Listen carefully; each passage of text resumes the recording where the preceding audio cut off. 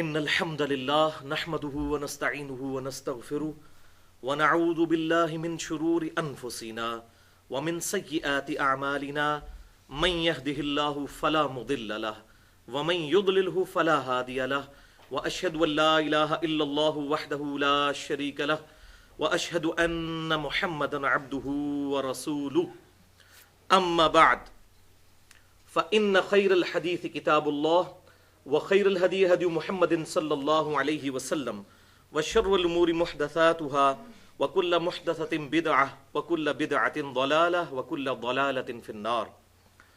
أعوذ بالله السميع العليم من الشيطان الرجيم من همزه ونفخه ونفثه. بسم الله الرحمن الرحيم. رب اشرح لي صدري ويسر لي أمري واحلل عقدة من لساني يفقهوا قولي. بسم الله الرحمن الرحيم. ان الله وملائكته يصلون على النبي يا ايها الذين امنوا صلوا عليه وسلموا تسليما. اللهم صل على محمد وعلى ال محمد كما صليت على ابراهيم وعلى ال ابراهيم انك حميد مجيد. اللهم بارك على محمد وعلى ال محمد كما باركت على ابراهيم وعلى ال ابراهيم انك حميد مجيد.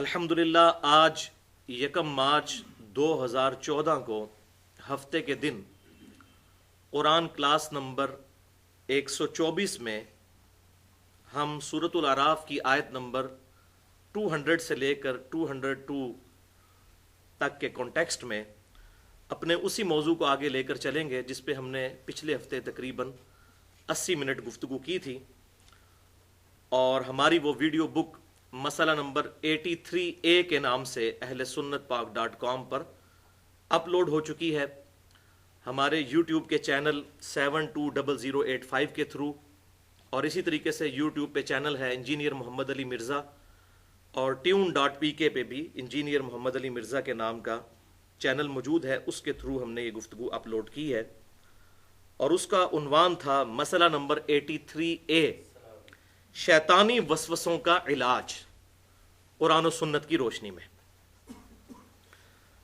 آج انشاءاللہ تعالیٰ اسی گفتگو کا دوسرا حصہ ڈسکس ہوگا،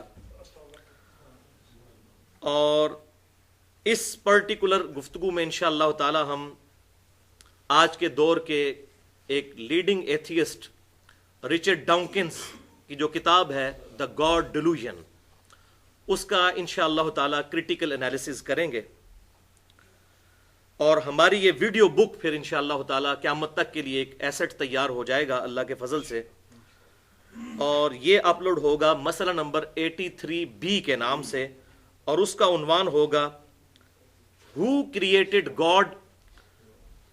A critical analysis of modern satanic traps. یعنی اردو میں ترجمہ اس کا کر لیں، اللہ کو کس نے پیدا کیا، جدید شیطانی وسوسوں کا تحقیقی جائزہ۔ اور بھائیو، اللہ تعالیٰ کی طرف سے یہ کرامت ہوئی کہ آج سے ایگزیکٹ 5 سال پہلے، آج ہی کے دن یعنی 1 مارچ 2009 کو، آج 1 مارچ 2014 ہے، میں نے وہ لیکچر دیا تھا جو ہزاروں مسلمانوں کی ہدایت کا سبب بنا الحمدللہ، جو ہماری ویب سائٹ پہ مسئلہ نمبر 60 کے نام سے اپلوڈ ہے، Who is Allah in the light of latest scientific facts؟ اللہ کون ہے جدید سائنسی حقائق کی روشنی میں۔ یہ لیکچر تقریباً 72 منٹ کی گفتگو تھی جو 1 مارچ 2009 کو ہوئی، اور آج 1 مارچ 2014 کو اسی کا ایڈوانس ورژن ہے انشاءاللہ۔ اور وہ جو لیکچر ہے Who is Allah، اس میں میں نے جو امریکن چینلز ہیں، نیشنل جغرافک اور ڈسکوری چینلز، ان سے حاصل کیے ہوئے مواد کی روشنی میں اللہ تبارک و تعالیٰ کا تعارف کروایا تھا۔ اس کے علاوہ 2 اور لیکچرز ہیں جو آج کی گفتگو کے ساتھ کمپلیمنٹری ہیں، بڑے اہم لیکچرز۔ مسئلہ نمبر 59، منکرین خدا کو دلائل کے ذریعے دعوت، اور اس میں نے سورت نمبر جو 50 ہے قرآن کی، سورہ قاف پارہ نمبر 26 کے اندر، اس کا مکمل ترجمہ اور تشریح تقریباً 55 منٹ میں بیان کیے تھے، اور یہ بات ہے 26 اگست 2011 کی.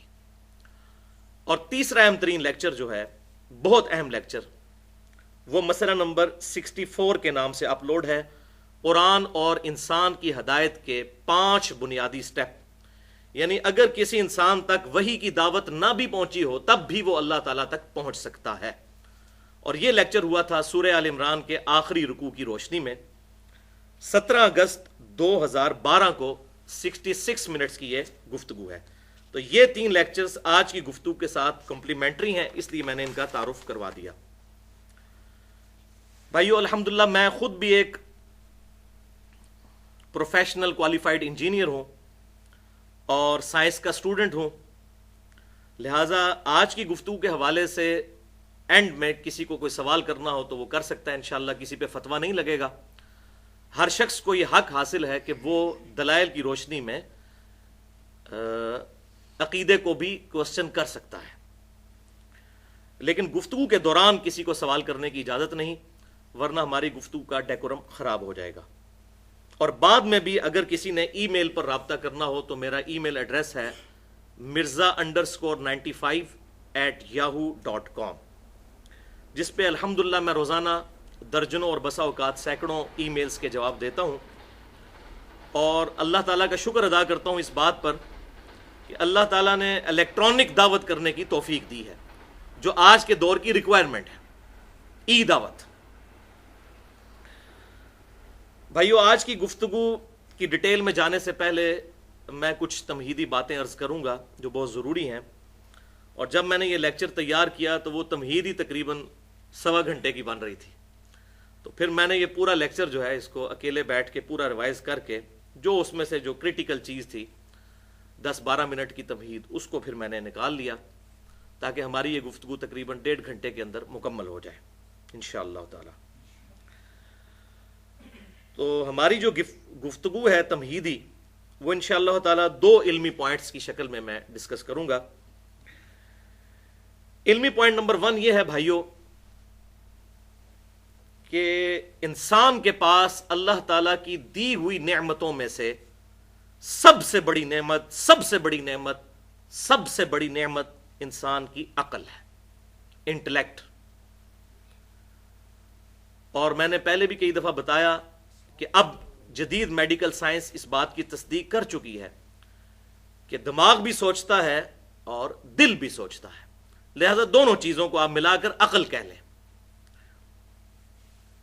حتیٰ کہ سب سے بڑا حق یعنی اللہ اور اس کے رسولوں پر ایمان لانا عز وجل و علیہم الصلاۃ والسلام، یہ بھی اسی عقل کی بدولت ممکن ہے.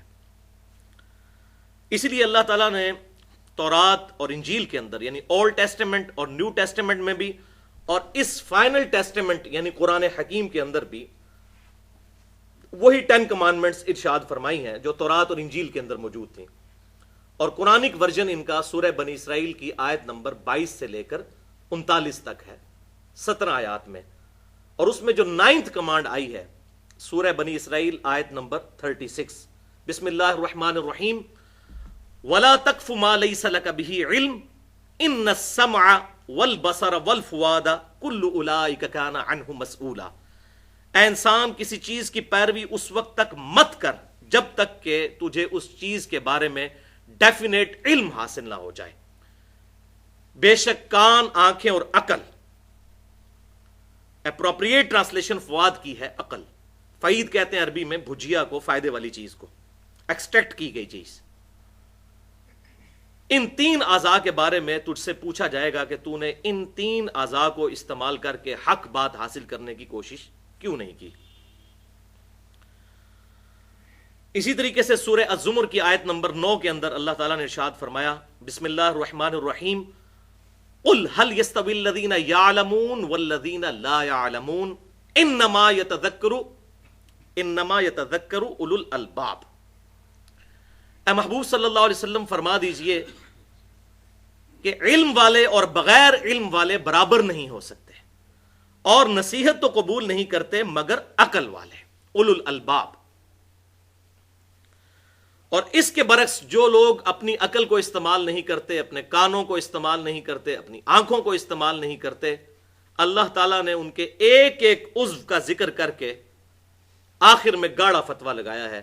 جو لوگ کان استعمال نہیں کرتے، آنکھیں استعمال نہیں کرتے، عقل استعمال نہیں کرتے، سورۃ الاعراف کی آیت نمبر 179 میں اللہ تعالیٰ نے ان پر گاڑا فتویٰ لگایا، اولئک کالانعام بل ہم اضل. یہ لوگ تو جانوروں کی مانند ہیں مگر بلکہ اس سے بھی بڑھ کر. اولئک کالانعام بل ہم اضل. یہ لوگ جانوروں کی مانند ہیں بلکہ اس سے بھی بڑھ کر. والعیاذ باللہ. تو بھائیو، قرآن حکیم نے توہمات کو ریجیکٹ کر کے ڈیفینیٹ علم کے اوپر عقائد اور نظریات رکھنے کی ترغیب دلائی. حتیٰ کہ اس کا کلائمیکس ہے سورۃ الملک کی آیت نمبر 10. وَقَالُوا لَوْ كُنَّا نَسْمَعُ أَوْ نَعْقِلُ مَا كُنَّا فِي أَصْحَابِ السَّعِيرِ. دوزخی جب دوزخ میں پہنچیں گے تو کہیں گے کاش ہم نے دنیا میں عقل استعمال کی ہوتی اور کانوں سے بات غور سے سن لی ہوتی تو آج ہم دوزخ میں نہ ہوتے. اور اس پر اللہ تعالیٰ کا ڈیوائن اوپینین آئے گا، فَاعْتَرَفُوا بِذَنبِهِمْ فَسُحْقًا لِأَصْحَابِ السَّعِيرِ. انہوں نے اپنے اصلی جرم کا اعتراف کر لیا، پس پھٹکار ہو ان اصحاب السعیر کے اوپر، دوزخ والوں کے اوپر. اب جرم ماننے کا فائدہ کوئی نہیں. اور بھائیوں، رسولوں کا مقدمہ ہی اسی بات پر قائم ہے کہ انسان نے اپنی عقل کو، اپنے کانوں کو، اپنی آنکھوں کو استعمال کر کے خود گمراہی سے بچ کر حق کا راستہ اختیار کرنا ہے. سورہ الدہر میں اللہ تعالیٰ نے ارشاد فرمایا، اِنَّا هَدَيْنَاهُ السَّبِيلَ إِمَّا شَاكِرًا وَإِمَّا كَفُورًا. ہم نے تو ہدایت کا راستہ واضح کر دیا ہے، چاہو تو اسے اختیار کر لو، چاہو تو انکار کر دو. یہ من چلے کا سودا ہے، لیکن انجام پھر مختلف ہوگا. انکار کرنے والوں کا انجام پھر اللہ کا غضب، اور ماننے والوں کا انجام جو ہے وہ اللہ تعالیٰ کی رحمت کا مقام جنت. تو اللہ تعالیٰ نے انسان کو یہ جو آزاد دیے، ان کی وجہ سے اکاؤنٹیبل ٹھہرا لیا ہے کہ انسان نے خود ہدایت کا راستہ اختیار کرنا ہے، نہ کہ ڈیسٹنی کا بہانہ بنانا ہے کہ میری تقدیر میں یہ لکھا تھا، میری قسمت میں یہ لکھا تھا. اگر اس طرح کی یہ تمام معاملات جو اللہ تعالیٰ نے حکمیہ ہمیں ارشاد فرمائے ہیں انہیں تقدیر پر چھوڑ دیا جائے، پھر تو رسولوں کا مقدمہ ہی ختم ہو جائے گا. رسولوں کا دنیا میں آنے کا مقصد ہی یہی ہے کہ ہمیں اس بات پہ جھنجھوڑیں کہ ہم اپنی عقل کو، اپنی آنکھوں کو، کانوں کو استعمال کریں. ادروائز اگر اللہ تعالیٰ نے زبردستی کسی کی ڈیسٹنی میں دوزخ یا جنت لکھی ہوئی ہے، پھر تو رسولوں کی ضرورت ہی کوئی نہیں، کتابوں کی بھی ضرورت کوئی نہیں ہے. تو ان کتابوں کا مقدمہ اور رسولوں کا مقدمہ اسی بات پر قائم ہے کہ ہم نے اپنا انٹلیکٹ استعمال کرنا ہے. علمی پوائنٹ نمبر 2. بھائیو، قرآن حکیم صرف 2 علوم کو مانتا ہے. ایک ریویلڈ نالج جو وحی کا علم ہے، اور دوسرا ایکوائرڈ نالج، سائنس کا علم، ڈیفینیٹ سائنس کا علم جو مشاہدات اور تجربات کے بعد اسٹیبلش ہو جائے. ہائپوتھیسز یا تھیوریز کی بات نہیں. اور سائنس کی ہم ڈیفینیشن کیا کرتے ہیں؟ The knowledge obtained through observations and experiments is known as science. مشاہدات اور تجربات کے ذریعے حاصل کیا گیا علم سائنس کہلاتا ہے. تو قرآن صرف 2 علوم کو مانتا ہے، ریویلڈ نالج وحی کا علم یا ایکوائرڈ نالج سائنس کا علم. تیسرے کسی علم کو قرآن نہیں مانتا. اس پہ میں نے تقریباً 35 منٹ کی گفتگو کی ہے، مسئلہ نمبر 39 کے نام سے اہل سنت پاک.com پر. علم وحی اور علم سائنس کی اہمیت اور ان کا دائرہ کار. آج محل نہیں کہ میں اس کی ڈیٹیل میں جاؤں، بس مختصراً یہ بات عرض کر دوں کہ بھائیو، ہم نے مشاہدات اور تجربات کے ذریعے یہ بات ڈیفینیٹلی علم کے ساتھ حاصل کی ہے کہ پیٹرول جو ہے یہ آگ کو بھڑکا دیتا ہے. اب یہ پیٹرول کی جو کوالٹی ہے یہ بالکل اسی طریقے سے ڈیفینیٹ ہے جس طرح کے کتاب و سنت کا علم ڈیفینیٹ ہے، کیونکہ یہ اللہ تبارک و تعالیٰ کا فزیکل فینومینا آف نیچر ہے. اللہ تعالیٰ اس کا پابند نہیں ہے، لیکن جو اللہ نے قوانین بنائے وہ تو بڑے محکم ہیں. پوری سائنس کی بنیاد ہی ان محکم قوانین کے اوپر ہے. اگر یہ قوانین روزانہ ٹوٹنے شروع ہو جائیں تو کوئی بھی سائنٹیفک ڈسکوریز کی بنیاد کے اوپر ہم کوئی بھی چیز، کوئی مشین نہیں بنا سکتے. اگر فرکشن ختم ہو جائے تو ہماری گاڑیاں جو ہیں روڈ پہ نہیں چل سکتی. تو یہ ڈیفینیٹ محکم لا ہے. آگ ایک ہی دفعہ ٹھنڈی ہوئی ہے ابراہیم علیہ السلام کے لیے، روزانہ تو نہیں ٹھنڈی ہوتی. اور سمندر بھی ایک دفعہ ہی پھٹا ہے موسیٰ علیہ السلام کے لیے، روزانہ تو پھٹتا ہی نہیں ہے، ورنہ تو یہ سارے کے سارے معاملات چل نہیں سکتے. تو یہ اللہ تعالیٰ کے بڑے مضبوط اور محکم قوانین ہیں، اور اتنے محکم قوانین ہیں کہ اللہ تبارک و تعالیٰ کے پیغمبر سیدنا ابراہیم علیہ السلام نے اس کافر بادشاہ کے دربار میں اللہ تعالیٰ کی وحدانیت کی جو دلیل پیش کی تھی سورۃ البقرہ کی آیت نمبر 258 میں، وہ ایک فزیکل فینومینا آف نیچر تھا کہ میرا رب وہ ہے جو مشرق سے سورج کو نکالتا ہے، اگر تو رب ہونے کا دعویٰ کرتا ہے تو مغرب سے نکال کے بتا. یہ ڈیفینیٹ لا ہے، فزیکل فینومینا آف نیچر. اللہ تعالیٰ اس کا پابند نہیں، لیکن اس نے قانون تو بنایا، تو اس پر وہ کافر خاموش ہو گیا. میرا رب وہ ہے جو مشرق سے سورج نکالتا ہے. یہ ود رسپیکٹ ٹو زمین ہے. بعض کفار اس کے اوپر بھی اعتراض کرتے ہیں جی سورج تو نکلتا ہی کوئی نہیں ہے.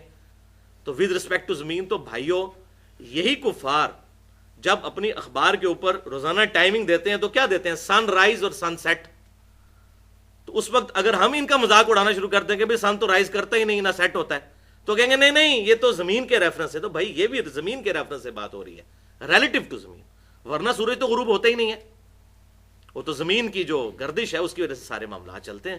وہ مسئلہ نمبر 60 جو ہے ہو از اللہ، ان میں نے ڈیٹیل سے بتایا اس لیکچر کے اندر. بہرحال جو ایسی بات ہو جس پہ دونوں علوم متفق ہو جائیں، ریویلڈ نالج بھی اور ایکوائرڈ نالج بھی، تو وہ نور علی نور ہے. اس کے برعکس جو شے ریویلڈ نالج سے بھی ثابت نہ ہو اور ایکوائرڈ نالج سے بھی ثابت نہ ہو تو قرآن اس کو حق نہیں مانتا، اسلام اس کو حق نہیں مانتا. مثال کے طور پر ہمارے پڑوسی ملک کے اندر تقریباً 90 کروڑ ہندوؤں کا یہ عقیدہ ہے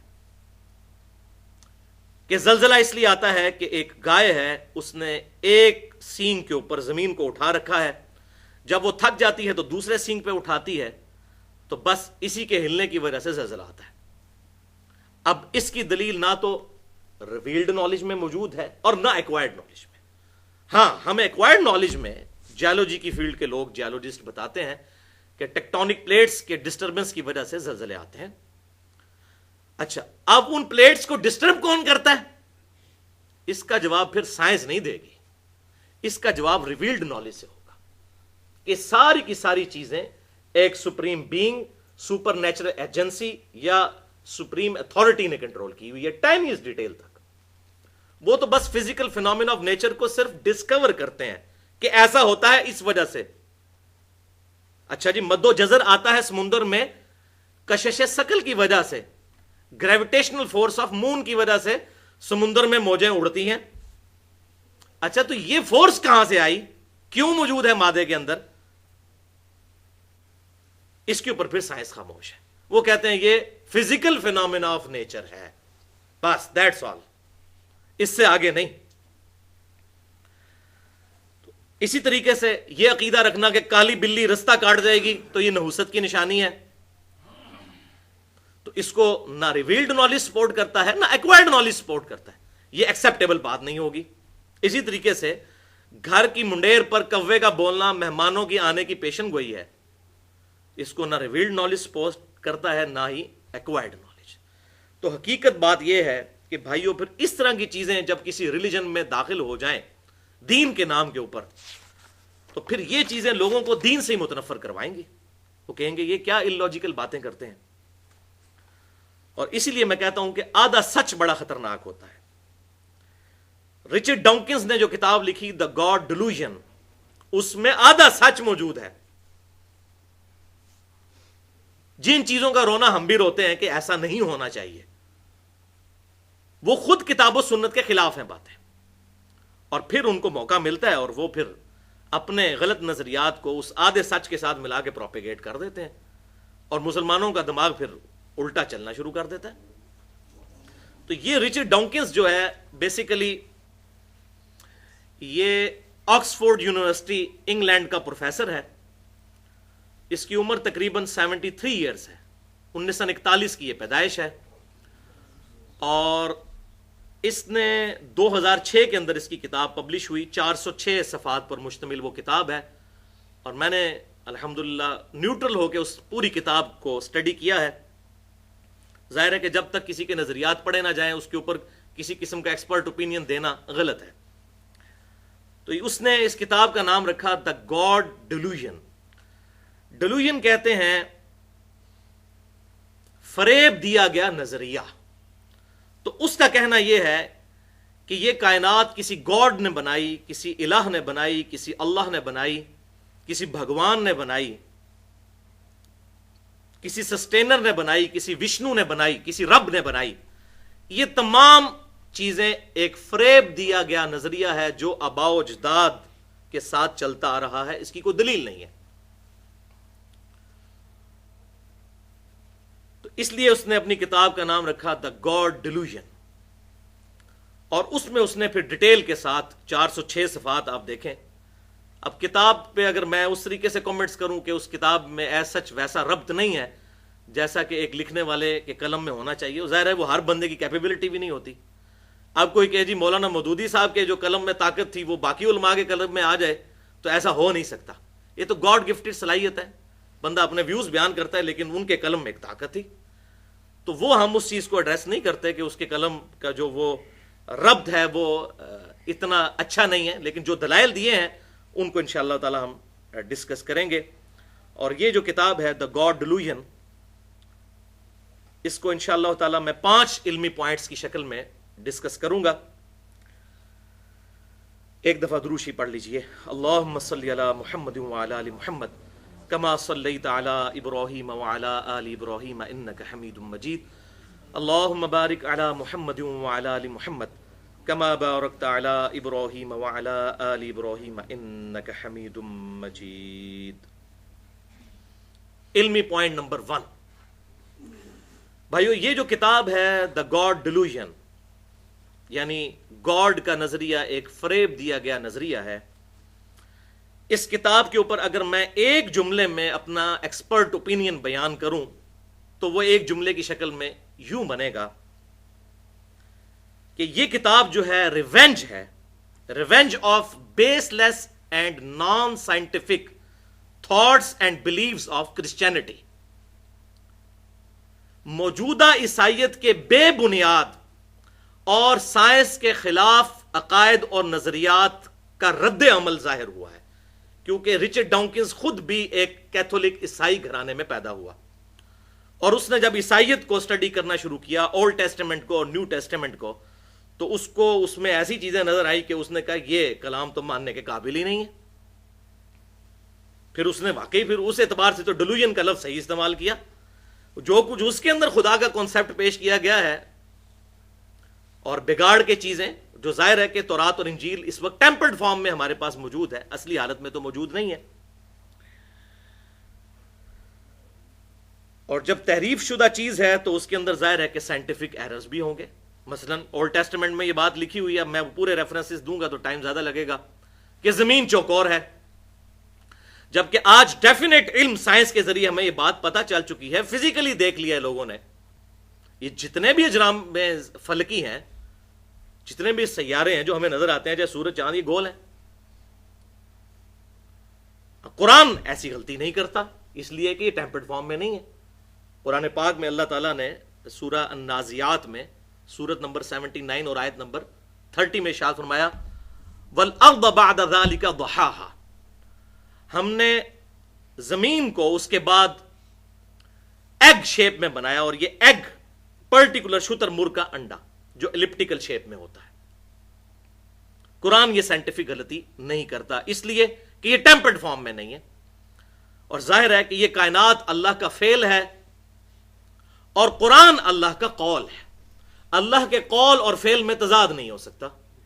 یہ اسی کی کتاب ہے جس نے کائنات بنائی, یہ پوری کائنات اس کا فعل ہے اور یہ کتاب اس کا قول ہے. قول اور فعل میں تضاد اللہ کے نہیں ہو سکتا. اور بھائیو, یہ جو سائنٹیفک ایررز بیسیکلی کرسچینٹی کی کتابوں میں موجود ہیں, یا جیوز کی کتابوں میں, جوڈائزم میں, انہی چیزوں سے متنفر ہو کر پھر لوگ تیزی کے ساتھ اسلام کی طرف آئے جب قرآن کو انہوں نے اسٹڈی کیا. اور 11 ستمبر 2001 کے ٹوئنز ٹاور کے اٹیک کے بعد 9 مہینے کے اندر 34,000 امریکنز نے اسلام قبول کیا، امریکنز پلس یورپین سارے ملا کے. اور 2007 میں جب پاکستان ہمارے ملک میں کلنٹن آیا تو اس نے جیو کو انٹرویو دیتے ہوئے آن ایئر یہ بات بالکل کی، لائیو میں نے خود سنی کہ اسلام از دا فاسٹسٹ گروئنگ ریلیجن ان امریکہ. امریکہ میں سب سے تیزی سے پھیلنے والا دین اسلام ہے، اور ہمارے کریکٹر کی وجہ سے نہیں، اس کتاب کی وجہ سے. بخاری اور مسلم کی متفق علیہ حدیث ہے کہ تمام انبیاء پر ایمان لانے والے لوگوں کی تعداد ڈیپینڈ کرتی ہے اس نبی کو دیے گئے معجزے پر، اور میرا معجزہ ہے وہی کا معجزہ. میں اللہ سے امید کرتا ہوں کہ سب سے زیادہ ایمان لانے والے لوگوں کی تعداد قیامت والے دن میرے ماننے والوں کی تعداد ہوگی. اور بخاری اور مسلم کی متفق علیہ حدیث ہے کہ جنتیوں کا نصف میری امت سے ہوں گے اس معجزے کی وجہ سے.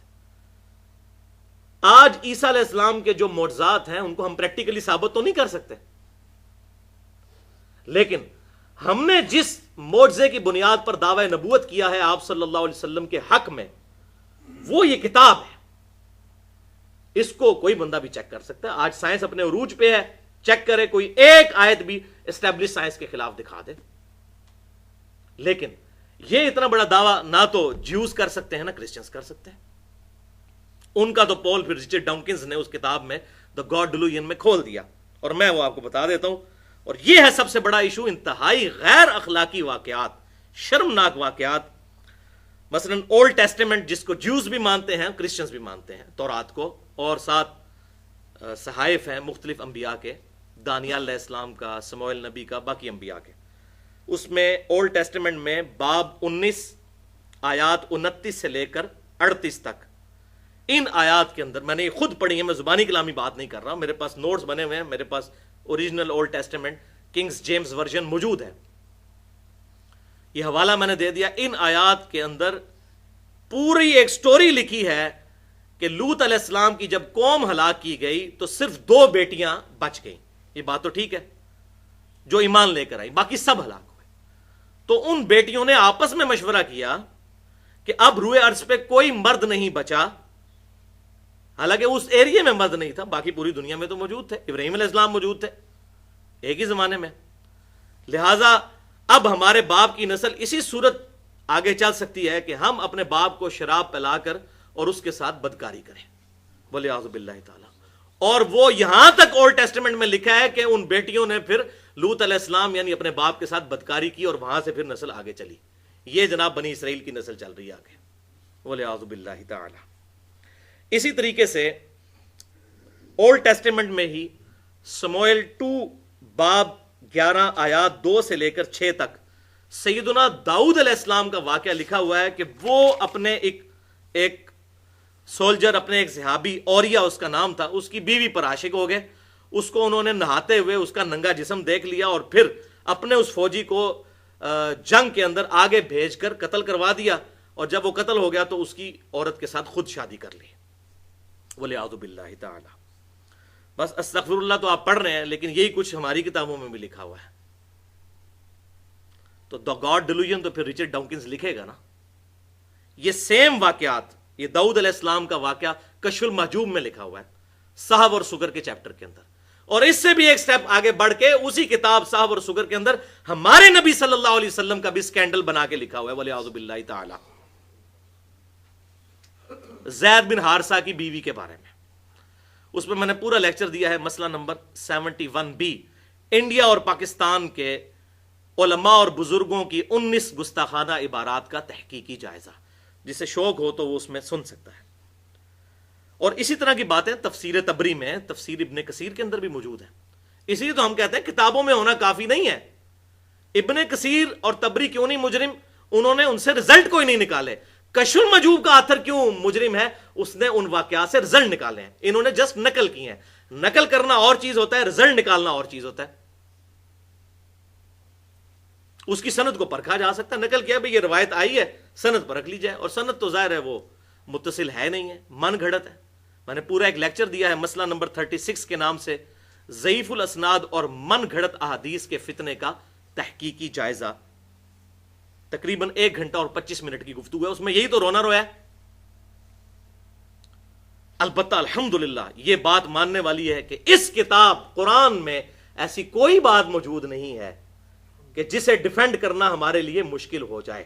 احادیث کی کتابوں میں ہے، پھر وہ صحیح اور ضعیف کا چکر کرنا پڑے گا. ادروائز جو لوگ کہتے ہیں جی حدیث تو حدیث ہوتی ہے، چاہے اصلی ہو یا جعلی، ڈگری تو ڈگری ہوتی ہے چاہے اصلی ہو یا جعلی، تو وہ تو پھر مقابلہ نہیں کر سکتے، پھر وہ تو دا گاڈ ڈیلوژن ہی لکھی جائے گی پھر. ہاں الحمدللہ، اسی لیے میں بار بار کہتا ہوں ہماری ٹیکسٹ بک جو ہے یہ قرآن ہے، حدیث ہماری ریفرنس بک ہے. ایک انسانی کوشش ہے، اس میں غلطی بھی لگ سکتی ہے، اسی لیے صحیح اور ضعیف کا فرق. صحیح مسلم کی پہلی حدیث ہی یہی ہے، اور بخاری میں بھی موجود ہے، جس شخص نے میری طرف کوئی جھوٹی بات منسوب کی وہ اپنا مقام دوزخ میں دیکھ لے. لیکن کوئی ضعیف روایت بھی آپ کو نہیں ملے گی جس میں یہ آئے کہ جس نے جھوٹی آیت بیان کی وہ اپنا مقام دوزخ میں دیکھ لے، کیونکہ آپ صلی اللہ علیہ وسلم کو یہ بات بتائی گئی تھی، انا نحن نزلنا الذکر وانا لہ لحافظون، سورۃ الحجر کے اندر موجود ہے. اس الذکر یاد دہانی کو ہم نے نازل کیا، ہم اس کی حفاظت کرنے والے ہیں. اس کی باللفظ حفاظت ہے، حدیث بالمفہوم حفاظت ہے، اور اس میں ظاہر جعلی روایتیں بھی ہماری کتابوں میں موجود ہیں، اسی لیے یہ اسماء و رجال کا علم ڈیولپ کیا گیا. تو یہ رچرڈ ڈاکنز کا جو اعتراض ہے یہ کافی حد تک درست ہے. لیکن افسوس کی بات یہ ہے کہ پوری کتاب دا گاڈ ڈیلوژن میں اس نے قرآن کی ایک آیت بھی کوٹ نہیں کی. لہٰذا اگر میں حلف اٹھا کر یہ خانہ کعبے کے اندر بھی کھڑے ہو کر مطاف میں یہ کہوں کہ اللہ کی قسم اٹھا کے کہ رچرڈ ڈاکنز نے قرآن پاک نہیں پڑھا، تو مجھے اپنی قسم کا کفارہ نہیں ادا کرنا پڑے گا، کیونکہ پوری کتاب میں اس نے ایک آیت بھی نہیں کوٹ کی. اتنے واقعات اولڈ ٹیسٹمنٹ نیو ٹیسٹمنٹ سے کوٹ کیے، کوئی قرآن کا بھی ایک واقعہ ایسا نقل کیا جاتا، کوئی آیت نقل کی جاتی، کوئی اعتراض کیا جاتا، تو کتنا بڑا ظلم ہے کہ دنیا میں ایک اتنا بڑا ریلیجن ہے اور آپ اس کی کتابوں کو ڈسکس ہی نہ کریں اور صرف ماننے والوں کو دیکھیں. اور ظاہر ہے کہ وہ تو سب سے بڑے مجرم ماننے والے مسلمان ہیں جو لوگوں کے لیے اسلام سے دوری کا سبب بنے ہوئے ہیں، اور اس ٹیکسٹ بک کو نہ پڑھیں. نہ ڈونکنز نے پڑھی اور نہ رسل نے پڑھی، اور دعوے ان لوگوں کے دیکھیں. علمی پوائنٹ نمبر 2، اور وہ ہے بھائیو، رچرڈ ڈاکنز نے اعتراض کیا ہے پرٹیکولرلی جو مسخ شدہ پرورٹڈ قسم کی مذہبی نیچر ہوتی ہے. اب آپ خود سمجھ جائیں، یعنی کہ علماء کی کیٹیگری کو، کہ ان کا پورا زور گیٹ اپ کے اوپر ہوتا ہے لیکن اخلاقی اقدار ان کے بالکل نچلے درجے کے ہوتے ہیں. حقوق العباد کے معاملے میں یہ لوگ اتنے اچھے نہیں ہوتے، بس لوگوں کو گیٹ اپ کے اوپر زور دلواتے ہیں، اور جو مورل ویلیوز ہیں ریلیجن کی وہ پس پش ڈال دیتے ہیں. اب آپ لاکھ کہتے ہیں کہ جی ہماری کتاب میں لکھی ہے، وہ کہتے ہیں بھائی مسئلہ یہ ہے کہ کوئی درخت اپنے پھل سے پہچانا جاتا ہے، تو آپ جو مسلم ہونے کا دعویٰ کرتے ہو آپ تو پھل ہو نا اس اسلام کے درخت کے، تو ہم نے تو آپ کو ہی دیکھنا ہے نا. یہ گلے سڑے پھل دیکھیں گے تو درخت کے بارے میں تو یہ، اب ہم یہ تو نہیں ان کو کہہ سکتے یہ پھل جو ہیں وہ 1400 سال پہلے جا چکے ہیں. تو کتنا شرم کا مقام ہے. اور بلکہ یہ کتاب پڑھ کے تو یقین کریں مجھے اپنے بارے میں بھی بڑا خوف لاحق ہوا کہ ہم کہیں اسلام کے لیے ہرڈل تو نہیں بن گئے ہوئے. یعنی اگر ایک غیر مسلم ہمارے کریکٹر کو سٹڈی کرتا ہے وہ کیا سوچے گا. گندگی ڈالتے ہیں ہم لوگ اوپنلی سڑکوں کے اوپر، جہاں چاہیں گے چھلکا پھینک دیں گے. وہاں یہ لوگ نہیں کرتے، ایسے لوگوں کا خیال کرتے ہیں. اب یہ جو مورل ویلیوز اور اخلاقی اقدار ہیں بیسیکلی، اب ایک عام آدمی کو تو اس کے ساتھ غرض ہے، آپ ماتھا گھسا دیں نمازیں پڑھ کے، اس سے مجھے تو کوئی فائدہ نہیں ہے. آپ کی اخلاقیات سے میں متاثر ہوں، برے اخلاق سے یا اچھے اخلاق سے، تب اس کا نفع یا نقصان مجھے پہنچے گا. اور اسی طریقے سے یہ جو مسخ شدہ جو مذہبی نیچر ہے، لوگوں پر کفر کے فتوے لگانا اور یہاں تک کہ قتل کر دیا جائے ان کو، ایک عام مسلمان کو جو کلمہ گو ہے، میں کہتا ہوں چاہے اس میں جتنی بھی مرضی بڑی خرابی پائی جاتی ہے، کسی انسان کی جان لینے کا حق اللہ تعالیٰ نے کسی کو نہیں دیا. سورۃ المائدہ میں اللہ تعالیٰ نے فرمایا کسی ایک انسان کو مارا پوری انسانیت کا قتل ہے یہ. اور ایک مسلمان اسلام کے نام پر دوسرے مسلمان کی جان لے لے، یہ کون سا اسلام ہے؟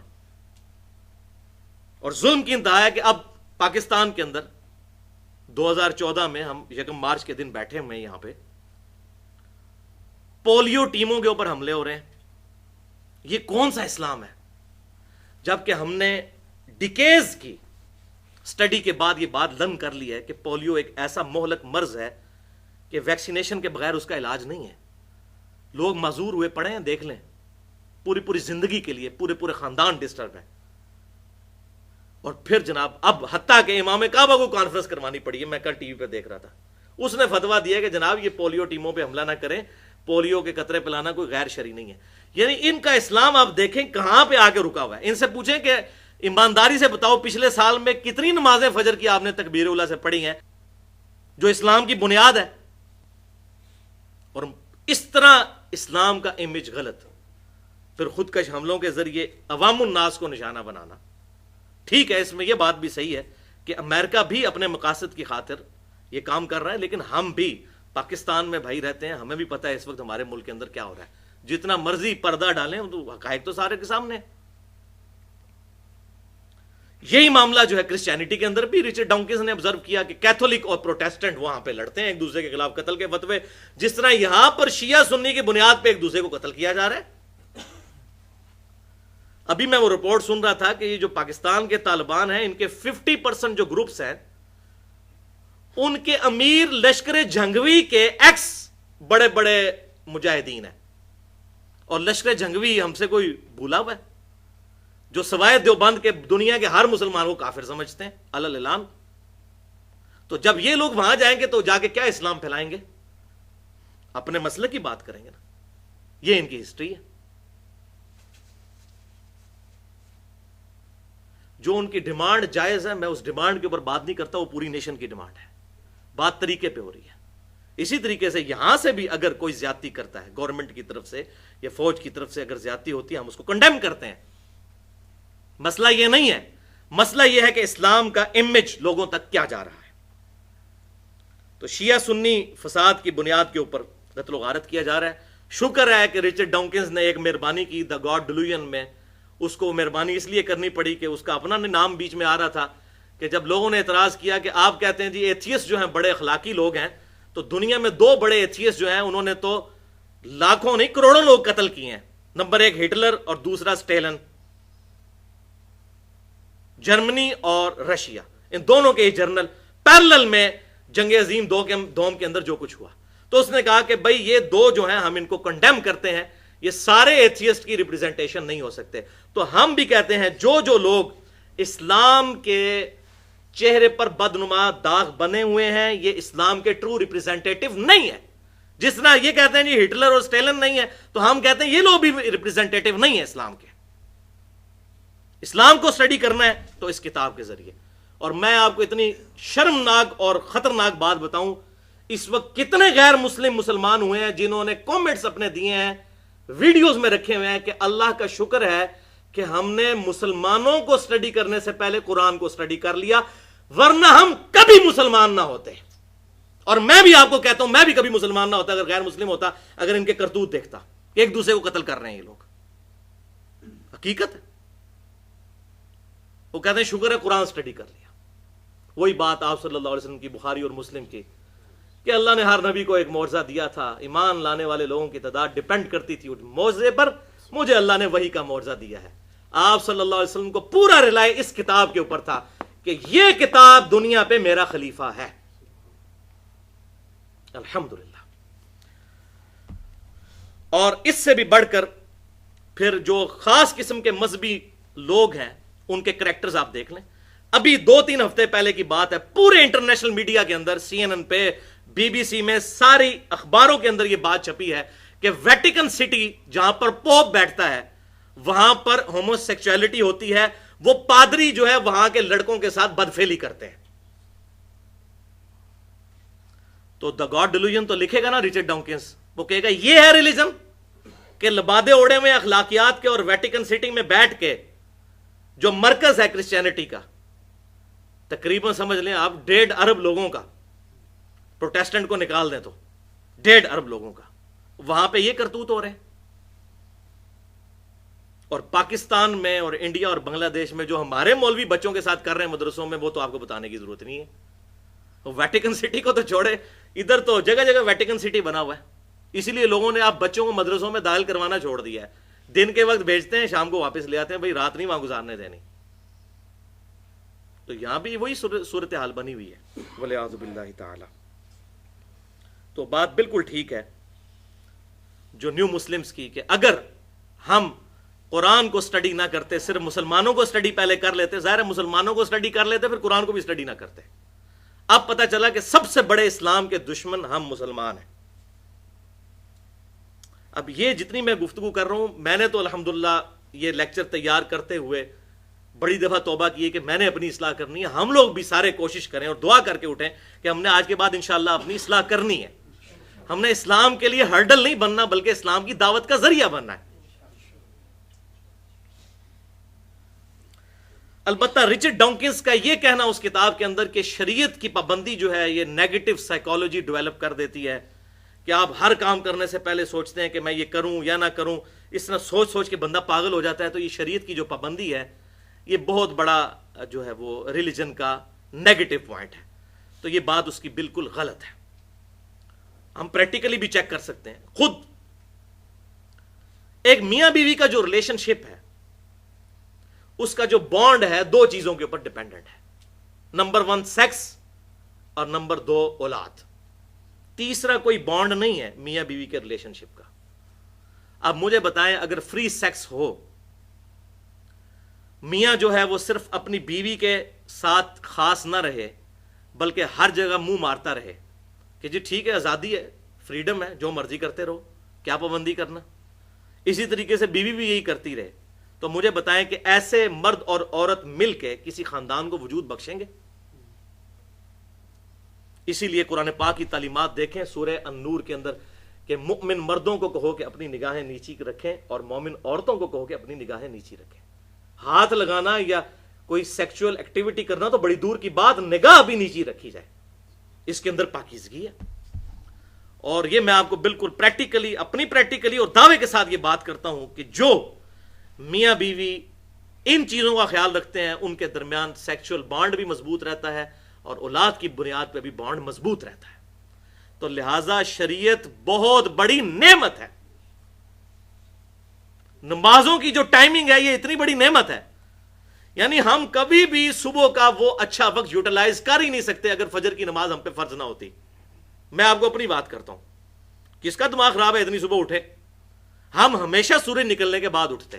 آپ ذرا امیجن کریں اگر نماز نہ پڑھنی ہو تو زندگی اس وقت دنیا میں کتنے لوگ ایسے لاکھوں کروڑوں موجود ہوں گے جنہوں نے شاید زندگی میں کبھی سورج نکلتے ہوئے دیکھا ہو، صرف اس وجہ سے کہ ٹائمنگ نہیں ہے. اس طرح آفس سے آئے شام کو سو گئے، رات کو 12 بجے اٹھے، روٹی کھائی، اب نیند ہی نہیں آ رہی. لیکن نہیں، ہم کہتے ہیں نہیں ابھی مغرب کی نماز پڑھنی ہے، پھر عشاء پڑھیں گے، ایک بار ہی سوئیں گے، اور رات کو جب جلدی سوئیں گے صبح جلدی اٹھیں گے. تو یہ ساری کی ساری شیڈیولنگ جو کی ہے شریعت نے، یہ بیسیکلی کوئی پابندی نہیں ہے بلکہ سلیقہ سکھایا گیا ہے. جس طرح انہوں نے ٹریفک قوانین بنائے ہیں تو یہ کوئی پابندی ہے، اس کی وجہ سے ایکسیڈنٹ سے بچا جاتا ہے اور ساری ٹریفک سموتھ چلتی ہے. تو انسان کے بھی یہ سارے معاملات سموتھ چلنے کے لیے شریعت لعنت نہیں، معاذ اللہ، بہت بڑی نعمت ہے. رہا اب رچرڈ ڈاکنز کا یہ کہنا اس کتاب میں، بہت مزے کی بات ہے اور میں حیران ہوا کہ ایگزیکٹ وہی بات، حالانکہ اس نے قرآن سٹڈی نہیں کیا لیکن قرآن میں بھی یہی بات لکھی ہوئی ہے. وہ یہ کہتا ہے کہ اگر یہ لوگ سمجھتے ہیں کہ آخرت کی زندگی کوئی زندگی ہے تو انہیں تو بےتابی کے ساتھ موت کا انتظار کرنا چاہیے. لیکن دنیا پرستی میں اتنے آگے ہوتے ہیں یہ لوگ کہ راتوں رات امیر بننے کی کوشش کرتے ہیں. ان کو کہ اگر مرنا ہے تو کہتے ہیں میں نے تو ابھی مرنا ہی نہیں ہے. تو اگر واقعی آخرت کی زندگی ایسٹ ہے تو انہیں تو مرنے کے لیے تیار ہونا چاہیے. تو یہ اعتراض اس کا بالکل صحیح ہے. قرآن پاک بھی یہی کہتا ہے کئی جگہ پہ یہودیوں کو ٹانٹ کرتے ہوئے کہ اے یہودیوں، سورہ الجمعہ میں بھی آیا کہ اگر تمہیں واقعی یہ زوم ہو گیا نا کہ تم اللہ کے محبوب بندے ہو اور اللہ کے بڑے لاڈلے ہو تو موت کی تمنا کرو. اور اللہ تعالیٰ فرماتا ہے یہ کبھی موت کی تمنا نہیں کریں گے ان اعمال کے سبب جو انہوں نے آگے بھیجے ہیں. واقعی جس کا آخرت پہ یقین ہے، آخرت کی زندگی اس کے لیے ہر وقت سامنے ہونی چاہیے. دنیا کی زندگی اس کے لیے لائبلٹی ہونی چاہیے. اصل ایسٹ تو آخرت کی زندگی ہے. اور یہی آپ دیکھ لیں صحابہ کرام علیہم رضوان کو کہ موت کا وقت آتا تھا تو خوش ہوتے تھے. کتنے واقعات موجود ہیں کہ نبی صلی اللہ علیہ وسلم سے ملاقات ہوگی. ٹھیک ہے، سیدہ فاطمہ کا تو موجود ہے، بخاری اور مسلم کی متفق علیہ حدیث ہے. کان میں ایک بات کہی تو رو پڑی اور ایک بات کہی تو ہنس پڑی. روئی تھی اس بات پہ کہ آپ صلی اللہ علیہ وسلم دنیا سے تشریف لے جا رہے ہیں، اور ہنس پڑی اس بات کے اوپر کہ آپ نے فرمایا کہ سب سے پہلے تم مجھے آ کے ملو گی. تو وہ تو مرنے سے پہلے ہی ہنس رہی تھی، موت کی تلاش میں تھی. اسی طریقے سے صحابہ کرام نے رضوان نے میدان جنگ میں قتال کے دوران اپنی جانیں جو اللہ کے سپرد کی. واقعی جان ہتھیلی پہ رکھ کے نکلتے تھے وہ لوگ. تو اگر واقعی آخرت کی زندگی کا کانسیپٹ ہے تو پھر آخرت کی زندگی سے پیار کا تقاضا یہ ہے کہ موت کا انسان مشتاق رہے، اور وہی مشتاق رہے گا وَلَا تَمُوتُنَّ إِلَّا وَأَنْتُمْ مُسْلِمُونَ. دیکھنا تمہیں موت نہ ہے مگر اس حال میں کہ مسلمان مرنا. اگر اعمال اچھے کیے ہوں گے تو یقیناً انسان کی تو دنیا سے یہ آزادی ہے. صحیح مسلم میں حدیث ہے کہ دنیا کی زندگی مومن کے لیے قید خانہ اور کافر کے لیے جنت ہے. تو قید خانے سے نکلنے پہ خوشی ہونی چاہیے. تو یہ بات بالکل ٹھیک ہے، اور الحمدللہ مسلمانوں میں ایسی کافی تعداد موجود ہے کہ جو اس کوشش میں ہوتے ہیں کہ اللہ تعالیٰ کی حضور ہماری حاضری ہو اس حال میں کہ اللہ ہم پر راضی ہو، تو وہ موت سے گھبراتے نہیں ہیں آج بھی الحمدللہ. علمی پوائنٹ نمبر 3، اور وہ ہے بھائیو فریڈم آف ایکسپریشن سے ریلیٹڈ. رچرڈ ڈاکنز نے دا گاڈ ڈیلوژن میں اعتراض کیا ہے کہ جتنے مذہبی لوگ ہیں ان میں حوصلہ نہیں ہوتا بات سننے کا. اگر کوئی ان کے مذہب پر اعتراض کر دے تو یہ اس کو قتل و غارت تک اتر آتے ہیں.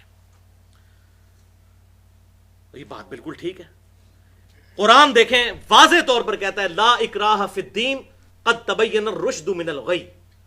دین کسی کو زبردستی قبول نہیں کروایا جا سکتا، حق گمراہی سے واضح کر دیا ہے اللہ تعالیٰ نے. من چلے گا سودا، جو چاہے خود قبول کرے، جس نے نہیں کرنا نہ کرے. زبردستی دین میں کسی کو داخل نہیں کیا جا سکتا.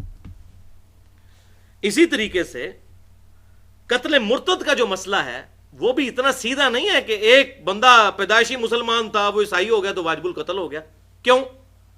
وہ تو ایک ڈیلوژن لے کے چل رہا تھا، تو ایک ڈیلوژن سے دوسرے ڈیلوژن میں چلا گیا، وہ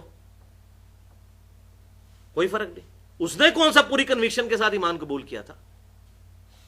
ہاں، جو فساد فی الارض کرے اس کا معاملہ جو ہے وہ تو دنیا کے اندر جتنے بھی غدار لوگ ہیں ان کو تو ملکوں کے قوانین خود سزا دیتے ہیں. فساد فی الارض کے کانٹیکسٹ میں قتل مرتد کا معاملہ ڈیفرنٹ ہے. باقی عموماً جو یہ معاملہ ہے یہ اتنا سیدھا نہیں ہے. اسی طریقے سے رچرڈ ڈونکنز نے پاکستان کا باقاعدہ اعتراض کیا پاکستان والے معاملے میں کہ پاکستان کے اندر جو گستاخ رسول کی سزا والا قانون ہے 295C، اس نے کہا جی یہ تو جس کا دل کرتا ہے دوسرے کو گستاخ رسول ڈکلیئر کروا کے تو اس کو پھانسی چڑھوا دیتا ہے. اور حقیقت بھی یہی ہے 99% کیسز میں. ابھی 2-3 سالوں میں آپ دیکھ لیں کہ لوگوں نے اپنی ذاتی دشمنیاں نبھانے کی خاطر 295C بلکہ آپ تو اس ملک میں رہ رہے ہیں بھائیو جہاں پہ یہ کہہ دینا کہ نبی صلی اللہ علیہ وسلم انسان تھے تو اس ملک کے کم از کم 10-12 کروڑ لوگ آپ کو کافر سمجھیں گے. کیوں جی؟ ایسا ہے کہ نہیں؟ تو پھر اس 295C کی کیا حیثیت رہ جاتی ہے؟ اس کا مس یوز ہوگا کہ نہیں ہوگا؟ اور یہ جو امام نے تیمیہ نے کتاب لکھی اور وہ سارے ان کے پھر پیچھے اس وقت بریلوی دیوبندی اہل حدیث شیعہ، میں حیران ہوں کہ ابن تیمیہ سے سارے اختلاف کرتے ہیں سوائے اہل حدیث کے، لیکن یہ ایک مسئلہ ایسا ہے جس میں ساروں نے امام ابن تیمیہ کو اپنا امام مان لیا ہے، جو اس نے گستاخ رسول والی کتاب لکھی ہے. اور اس میں پتہ نہیں انہوں نے کہاں سے وہ مطلب ضعیف روایتیں اکٹھی کر کے یہاں تک امت کو عقیدہ کیا کہہ دیا کہ جی گستاخ رسول کی توبہ بھی قبول نہیں ہے. توبہ استغفار.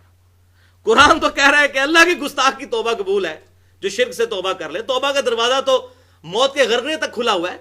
وہ کہتے ہیں نہیں گستاخ رسول توبہ بھی کرے تب بھی اس کو قتل کرنا ہے، توبہ اس کی قبول نہیں ہے. یہ کس قرآن اور حدیث کے اندر یہ بات لکھی ہوئی ہے؟ اسی لیے میں نے آپ کو یاد ہوگا آج سے سال ڈیڑھ پہلے پورا لیکچر ریکارڈ کروایا تھا مسئلہ نمبر 49 کے نام سے. تقریباً 1.25 گھنٹے کی گفتگو تھی گستاخانہ فلم کارٹون سے ریلیٹڈ اور اس وقت مسلمانوں کو کیا لائے عمل اختیار کرنا چاہیے. اس میں گستاخ رسول کی جو سزا ہے وہ کس کانٹیکسٹ میں کہاں تک درست ہے اور کہاں تک یہ جو فراڈ معاملہ بنایا ہوا ہے انہوں نے، اس میں نے کھول کے بیان کیا. اسی طریقے سے اس نے کہا کہ آپ دیکھ لیں کہ کوئی کارٹون بناتا ہے یہ پوری دنیا کے اندر توڑ پھوڑ شروع کر دیتے ہیں. تو بالکل ہمارے سامنے ہے پاکستان کے اندر کیا ہوا تھا، اسی پہ میں نے وہ لیکچر دیا تھا مسئلہ 49. اپنی املاک کو نقصان پہنچایا، پرامن احتجاج نہیں رہنے دیا کسی نے، توڑ پھوڑ کی. آپ کو کہ جی یہ کافروں کی سازش ہے. کافر کیا وہ ہم ان کی شکلیں نہیں پہچانتے ہیں؟ کون ہے وہ؟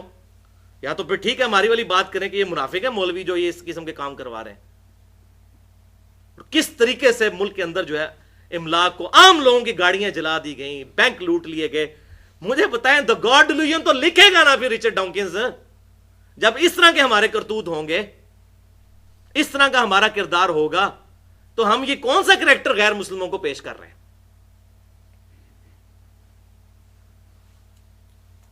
کسی کی یہ اب، اور اس میں جو مطلب داڑھی والوں سے زیادہ بغیر داڑھی والے آپ کو آگے نظر آئیں گے توڑ پھوڑ میں. اسی بغیر داڑھی والے کو کہنا کہ بھائی ڈنمارک والوں نے کارٹون میں نبی صلی اللہ علیہ وسلم کی مبارک داڑھی میں بم دکھایا ہے، تے پتر ہوں باننا اپنے پیو دا پتر تے تو نیت کر آج کے میں داڑھی رکھنا وا. انہیں میرے نبی دی داڑھی وچ بم دکھایا، میں آج داڑھی نیت کرنا وا. اوتھے ہی ٹھوس ہو جائے گا. تو اتنا آپ کو محبت رسول نظر آ گئی کہ بھائی انہوں نے داڑھی کے اندر بم دکھایا، آج تو نیت کرنا کہ میں داڑھی رکھتا ہوں تو میں بھی مانوں کہ تو واقعی محبت رسول، بڑا عاشق رسول جو اپنے آپ کو کہلاتا ہے محبت رسول کرنے والا ہے، تو بن نہ پھر جنا. نہیں، محبت رسول میں، غلامی رسول میں موت بھی قبول ہے. موت قبول اپنی نہیں کہہ رہے ہوتے، دوسروں کی موت جان لینا. یہ ذہن میں رکھیے گا، اپنی موت کی بات نہیں ہو رہی ہوتی ہے، دوسروں کی. دوسروں کو قتل کریں گے، دوسروں کا نقصان کریں گے. ہاں، اپنا تو ایک داڑھی نہیں رکھی جائے گی جناب. وہ جناب ماں کہے گی میں تمہیں دودھ نہیں بخشاں گی، اور بیوی نہیں جناب چھوڑے گی، اور یہ نہیں ہوگا وہ نہیں ہوگا. تو یہ کون سی محبت رسول ہے؟ یہ صرف ایک ڈیلوژن ہے، ڈیلوژن. والعیاذ باللہ تعالی. اب آخری 2 پوائنٹس رہ گئے ہیں، اور وہ ہیں ذرا کڑوے پوائنٹس اور سائنٹیفک جو ہے وہ ریسرچ کے ذریعے ان چیزوں کا جواب دینا ہے. ایک دفعہ دروشی پڑھ لیجئے. اللہم صلی علی محمد وعلی آل محمد کما صلیت علی ابراہیم وعلی آل ابراہیم انک حمید مجید. اللہم بارک علی محمد وعلی آل محمد کما بارکت علی ابراہیم وعلی آل ابراہیم انک حمید مجید. علمی پوائنٹ نمبر 4، اور وہ ہے بھائیو، رچرڈ ڈاکنز نے اپنی کتاب دا گاڈ ڈیلوژن میں، پوری کتاب کے اندر اس نے رسل کا نام، اسی طریقے سے ایمینوئل کانٹ کا نام، اسی طریقے سے فرائیڈ کا نام، کارل مارکس کا نام، یہ صرف برکت کے لیے لیا ہے انورٹڈ کاما میں. اصل میں جس کو اس نے فالو کیا ہے وہ چارلز ڈارون ہے، جو سمجھ لے اس کا مرشد اعظم ہے، جس کی بنیاد پہ اس نے وہ ساری کتاب جو ہے وہ سارا اپنا مقدمہ پیش کیا ہے. چارلز ڈارون کی یہ کتاب Origin of Species by means of natural selection, یعنی مختلف جانداروں کا وجود میں آنا قدرتی چناؤ کے عمل کے ذریعے سے. یہ قدرتی چناؤ یا ایوولوشن یا نیچرل سلیکشن کیا ہے وہ میں بعد میں بتاتا ہوں. یہ 1859 کے اندر کتاب چھپی، 1859 میں. اور یہ بات بالکل حقیقت ہے کہ صدیوں سے منکرین خدا کو جو دلیل نہیں ملتی تھی کہ اتنی زیادہ 20 لاکھ کے قریب مخلوقات زمین پر کیسے آباد ہو گئیں، اور وہ اٹکل پچو سے بات کرتے تھے، ایک بنیادی اور مضبوط دلیل ان کو مل گئی ڈارون کی اس تھیوری کی شکل میں. ہے تھیوری ہے، ڈارون نے دعویٰ نہیں کیا کہ پریکٹیکلی ایسے ہوا، اس نے کہا یہ میری تھیوری ہے، ہائپوتھیسس ہے، ایسا ہی ہوا ہوگا. اب یہ نیچرل سلیکشن جو ہے اس کو سمجھ لیں، قدرتی چناؤ کو یا ایوولوشن کو، ارتقاء کو. تو ڈارون کا نظریہ یہ ہے کہ شروع میں کہیں سے ایک جاندار وجود میں آ گیا. اب یہ مسنگ لنک ہے کہ کیسے آیا، اس کو چھوڑیں، وہ بعد میں ہم ڈسکس کرتے ہیں. بہرحال ایک جاندار وجود میں آ گیا، اور پھر وقت گزرنے کے ساتھ ساتھ جو اس جاندار پہ حالات اور واقعات آئے،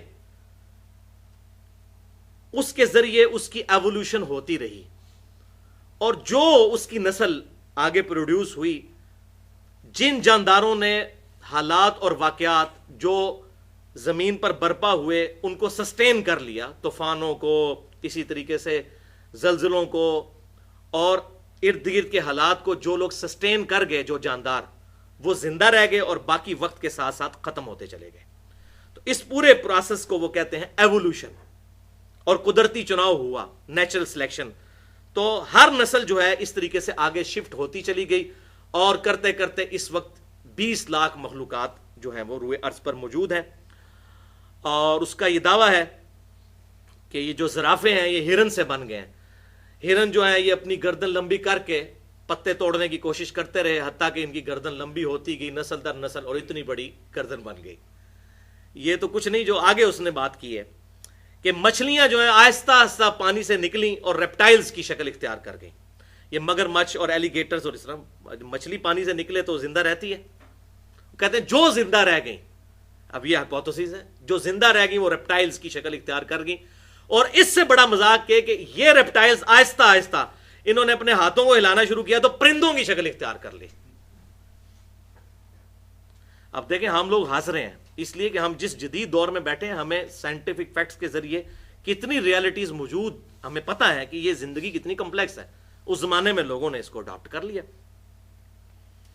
لیکن ڈارون نے اس کتاب کے اندر یہ انصاف کیا کہ اس نے اس کتاب میں ایک چیپٹر باندھا ہے ڈیفیکلٹیز ان تھیوری، کہ میری یہ جو تھیوری ہے اس میں جو مشکلات مجھے پیش آ رہی ہیں، اس میں سب سے بڑی مشکل اس نے کہا کہ اگر کسی ایک مثال سے بھی یہ بات ثابت ہو جائے کہ کوئی بھی پیچیدہ جانور یا کوئی آرگن، کوئی عضو بغیر ارتقائی تبدیلیوں کے خود بخود بن سکتا ہے اچانک، تو میری یہ ساری کی ساری تھیوری غلط ثابت ہو جائے گی. اور مزے کی بات ہے اس پوری کتاب کے اندر اس نے اس بات کا کوئی تسلی بخش جواب نہیں دیا کہ پہلا جاندار کس طرح وجود میں آیا، کیونکہ وہیں سے تو سارا معاملہ سٹارٹ ہوا. اسی طریقے سے اللہ کا شکر ہے کہ اس نے یہ بھی دعویٰ نہیں کیا کہ زمین پر جو زندگی ہے یہ ہمیشہ سے ہے، تب بھی پرابلم کھڑی ہو جاتی. اس وقت تو اس کو نہیں پتا تھا، وہ تو بعد میں بگ بینگ تھیوری کے ذریعے یہ ساری ڈیٹیل جو میں نے مسئلہ نمبر 60 میں ہو از اللہ میں بتائی ہے کہ یہ اب اسٹیبلش ہو چکا ہے سائنس کے اندر یہ بات کہ کائنات پیدا کی گئی ہے، ہمیشہ سے نہیں ہے. یہ پیدا ہوئی ہے. جب کوئی چیز پیدا ہوئی ہے تو پھر کوئی کریٹر بھی ہے. تو ڈارون کا وہ دعویٰ جو ہے وہ 5 سالوں کے اندر ہی غلط ثابت ہو گیا اس کی کتاب کے آنے کے بعد. اسی دور میں بہت بڑا ایک بیالوجی کی فیلڈ کا سائنٹسٹ تھا، اس کا نام ہے لوئی پاسچر. اس نے اس کے جو یہ دعوے کی بنیاد ہی اکھاڑ دی اور اس نے یہ ثابت کیا تجربات کے ذریعے کہ یہ بات امپاسبل ہے کہ کوئی بھی میٹر خود بخود کسی جاندار کی شکل اختیار کر لے. ایون کوشش کر کے بھی کسی بھی مٹیریل کے ساتھ کوئی جاندار نہیں بنایا جا سکتا. اب اس کو آسان الفاظ میں آپ سمجھ لیں کہ انڈے میں سے چوزا نکلتے تو ہم لوگوں نے دیکھا ہے. انڈا توڑ کے لیسدار مادہ دیا جائے، دنیا جہان کے سارے انٹلیکچوئلز اکٹھے ہو جائیں، اس لیسدار مادے سے ایک چوزا تو بڑی دور کی بات چوزے کی چونچ بنا کے بتا دیں، نہیں بنا سکتے. تو جب یہ کام کرنے سے نہیں ہو سکتا تو خود بخود کیسے ہو رہا ہے؟ جو کام کرنے سے نہ ہو وہ خود بخود کیسے ہو سکتا ہے؟ کیونکہ پہلے یہ سپونٹینیس جنریشن کا کنسپٹ پایا جاتا تھا جب لوگوں کو سائنس کی اتنی نو ہاؤ نہیں تھی. لوگوں میں عقیدہ تھا کہ یہ کیچڑ میں سے مینڈک خود بخود بن جاتے ہیں. وہ تو اب پتہ چلا کہ مینڈک جو ہے ڈورمنٹ پوزیشن میں کئی مہینوں کے لیے زمین میں چلے جاتے ہیں اور برسات کے موسم میں باہر نکلتے ہیں. وہ یہ کہتے تھے جی وہ کیچڑ کی شکل کے ہوتے ہیں تو اسی میں سے بن جاتے ہیں. اب ان کو کیا پتا کہ یہ زندگی کتنی کمپلیکس ہے؟ اس وقت خوردبین تو مائکروسکوپ تو دریافت ہی نہیں ہوئی تھی. یہ تو بعد میں پتا چلا کہ یہ زندگی کتنی کمپلیکس ہے. اسی طریقے سے لوگوں کا یہ کنسپٹ تھا کہ جو گوشت ہے اس میں سے خود بخود چھوٹے چھوٹے کیڑے بن جاتے ہیں. یہ تو بعد میں جب الیکٹرانک مائکروسکوپ دریافت ہوئی تو لوگوں نے دیکھا بھائی وہ چھوٹے چھوٹے کیڑے گوشت میں سے نہیں بنتے. گوشت کے اوپر جو مکھیاں ان کے پاؤں کے ساتھ آ کے جو لارواز کے انڈے آتے ہیں وہ ان میں سے وہ لارواز نکلتے ہیں. اب وہ نیکڈ آئی سے تو نہیں دیکھے جا سکتے تھے. تو لوگوں نے کہا جی گوشت میں سے خود بخود کیڑے پیدا ہونے شروع ہو جاتے ہیں. تو اس طرح پھر الحمدللہ بیالوجی کا یہ لا تو بالکل فائنل ہو چکا ہے کہ living things can never be produced from non living things. زندہ چیزیں کبھی بھی مردہ سے نہیں بنائی جا سکتی، زندہ ہی میں سے زندہ نکلے گا. انڈا مرغی ہی دے گی. اس انڈے کو آپ مشین میں رکھیں، مرغی کے نیچے رکھیں، جہاں سے مرضی، لیکن انڈا جو ہے وہ مرغی نہیں دینا ہے. زندہ چیز میں سے ہی یہ چیز نکلنی ہے. یہ بیالوجی کا لا فائنل ہو چکا ہے. اور دوسرا لا بیالوجی کا یہ فائنل ہو چکا ہے کہ تمام زندہ چیزیں پانی سے پیدا ہوئی ہیں، جو الحمدللہ قرآن پاک میں سورۃ الانبیاء کی آیت نمبر 30 میں بھی موجود ہے۔ 8 سے 1400 سال پہلے جب کسی کو گمان بھی نہیں تھا، اس زمانے میں اگر یہ قرآن کہتا نا کہ تمام زندہ چیزیں ریت سے پیدا ہوئی ہیں تو بات سمجھ آنے والی تھی۔ وہاں تو عرب کے ریگستانوں میں ریت ہی ریت تھی اور پانی تو ہے ہی بڑا مشکل تھا، تو یہ کسی کے دماغ میں کیسے بات آ گئی اگر معاذ اللہ یہ کسی انسان کی لکھی ہوئی کتاب ہو تو۔ سورۃ الانبیاء آیت نمبر 30، وَجَعَلْنَا مِنَ الْمَاءِ كُلَّ شَيْءٍ حَيٍّ، اور ہم نے پانی سے ہر زندہ چیز کو پیدا کیا۔ افلا یؤمنون، کیا اب بھی تم ایمان نہیں لے کر آؤ گے؟ تو یہ 2 لاز الحمدللہ بیالوجی کے فائنل ہو چکے ہیں۔ اور اب اس سٹوری کا ڈراپ سین آیا جب 1950s میں، ہم بڑے خوش نصیب دور میں ہیں 2014 میں، 1950 کے بعد یہ سارا کولیپس آف ایتھیزم اور کولیپس آف ڈارونزم ہونا شروع ہوا ہے صحیح معنوں میں۔ 1950s میں ڈی این اے جب دریافت ہوا، جینز کی سٹرکچر دریافت ہوئی، تو لوگوں کو پتا چلا کہ بھائی لائف تو بڑی کمپلیکس ہے۔ ایک چائے کے چمچ میں اتنے جینز آتے ہیں کہ اگر ان میں ڈیٹا لکھا جائے تو اتنا ڈیٹا سٹور ہو سکتا ہے کہ تاریخ انسان میں آج تک جتنی کتابیں لکھی گئیں یا جتنی لکھی جائیں گی، تمام کا ڈیٹا ان جینز میں سٹور ہو سکتا ہے۔ اور ڈی این اے میں یہ سارے کے سارے معاملات، جو آج ڈی این اے ٹیسٹ بھی ہوتا ہے، یعنی اگر کسی کا ڈی این اے کا سیمپل لے لیا جائے تو بتایا جا سکتا ہے اس کی آنکھوں کا رنگ کیا ہے، اس کے چہرے کی شیپ کیسی ہے، اس کی کھال کی کلر کیسا ہے، اس طریقے سے پورے جسم کو دیکھ کے انسان کے جتنے فیچرز ہیں وہ ڈی این اے سٹرکچر سے پتہ چل سکتے ہیں۔ تو یہ پورے کا پورا کوڈک فارم میں موجود ہے ڈی این اے کے اندر، ڈیزائن کی ہوئی چیز۔ تو یہ اس وقت تو لوگوں کو پتہ ہی نہیں تھا، خوردبین بھی نہیں تھی۔ یہ تو خوردبین کے ذریعے جب چیزیں دیکھی گئیں کہ ایک سیل، ایک خلیہ جو بیسک یونٹ ہے انسان کا، کسی بھی زندہ چیز کا خلیہ، جو 1 ملی میٹر کا بھی 1000واں حصہ ہوتا ہے، دوربین کے ذریعے جب اس کو، خوردبین کے ذریعے، اور پھر الیکٹرانک مائکروسکوپ 1960 کے قریب جو ہے بنائی گئی، جب دیکھا گیا تو پتہ چلا کہ بھائی ایک خلیہ اتنا کمپلیکس ہے، اس میں ایک پورا اس کا پاور جنریشن سسٹم ہے، پورے اس کے اندر بیریئر لگے ہوئے ہیں، پوری کنٹرولنگ سسٹم، کنٹرول روم موجود ہے۔ تو حیران کن بات ہے، سائنٹسٹ کہتے ہیں کہ ایک خلیہ، اس کے اندر جتنا کچھ موجود ہے، اگر اس کو ہم ان تمام چیزوں کو پریکٹیکلی بنائیں تو نیو یارک سٹی جتنی جگہ چاہیے ایک خلیہ بنانے کے لیے، جتنی چیزیں ایک خلیے کے اندر رکھی ہوئی ہیں، نیو یارک سٹی، یہ ایک خلیہ بھائیو، ایک خلیہ۔ چلو بنا تو لیں گے، اس میں زندگی کہاں سے ڈالنی ہے؟ ایک خلیہ۔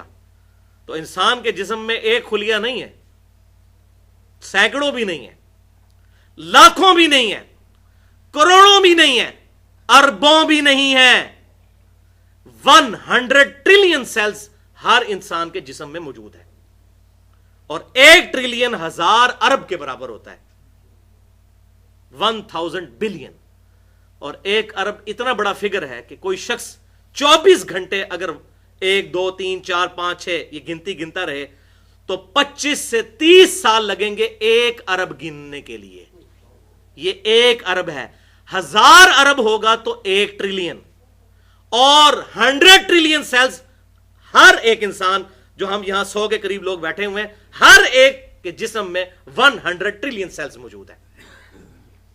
اور سائنٹسٹ کہتے ہیں یہ اتنا بڑا فگر ہے کہ اگر انگلینڈ جیسے 30 ملک ہوں اور 30 کے 30 درختوں سے پر ہوں تو 30 انگلینڈ کے ملکوں کے درختوں کے پتے جتنے ہوں گے وہ 100 ٹریلین ہے، یہ ایک انسان کے جسم میں۔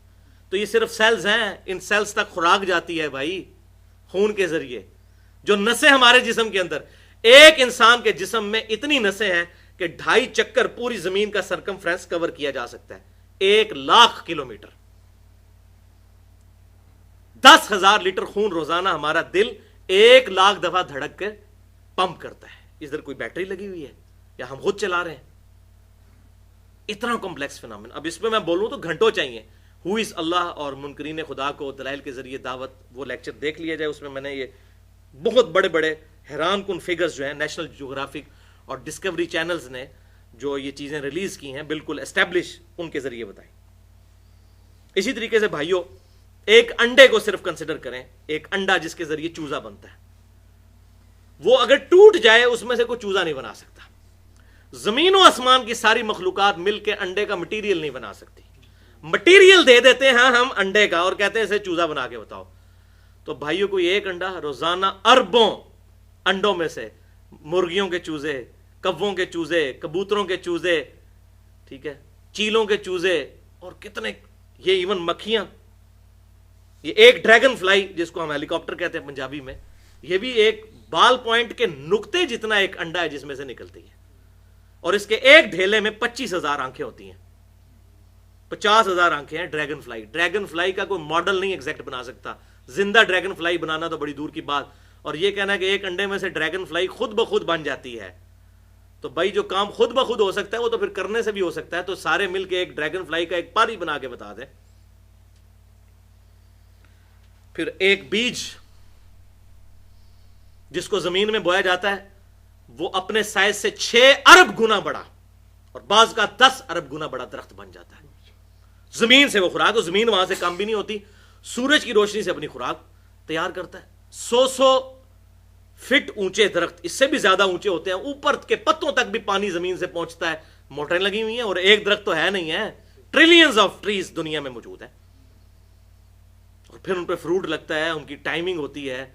ایک بیج اتنا ڈیٹا سٹور کر سکتا ہے کہ دنیا کی کوئی ہارڈ ڈسک اتنا ڈیٹا سٹور نہیں کر سکتی.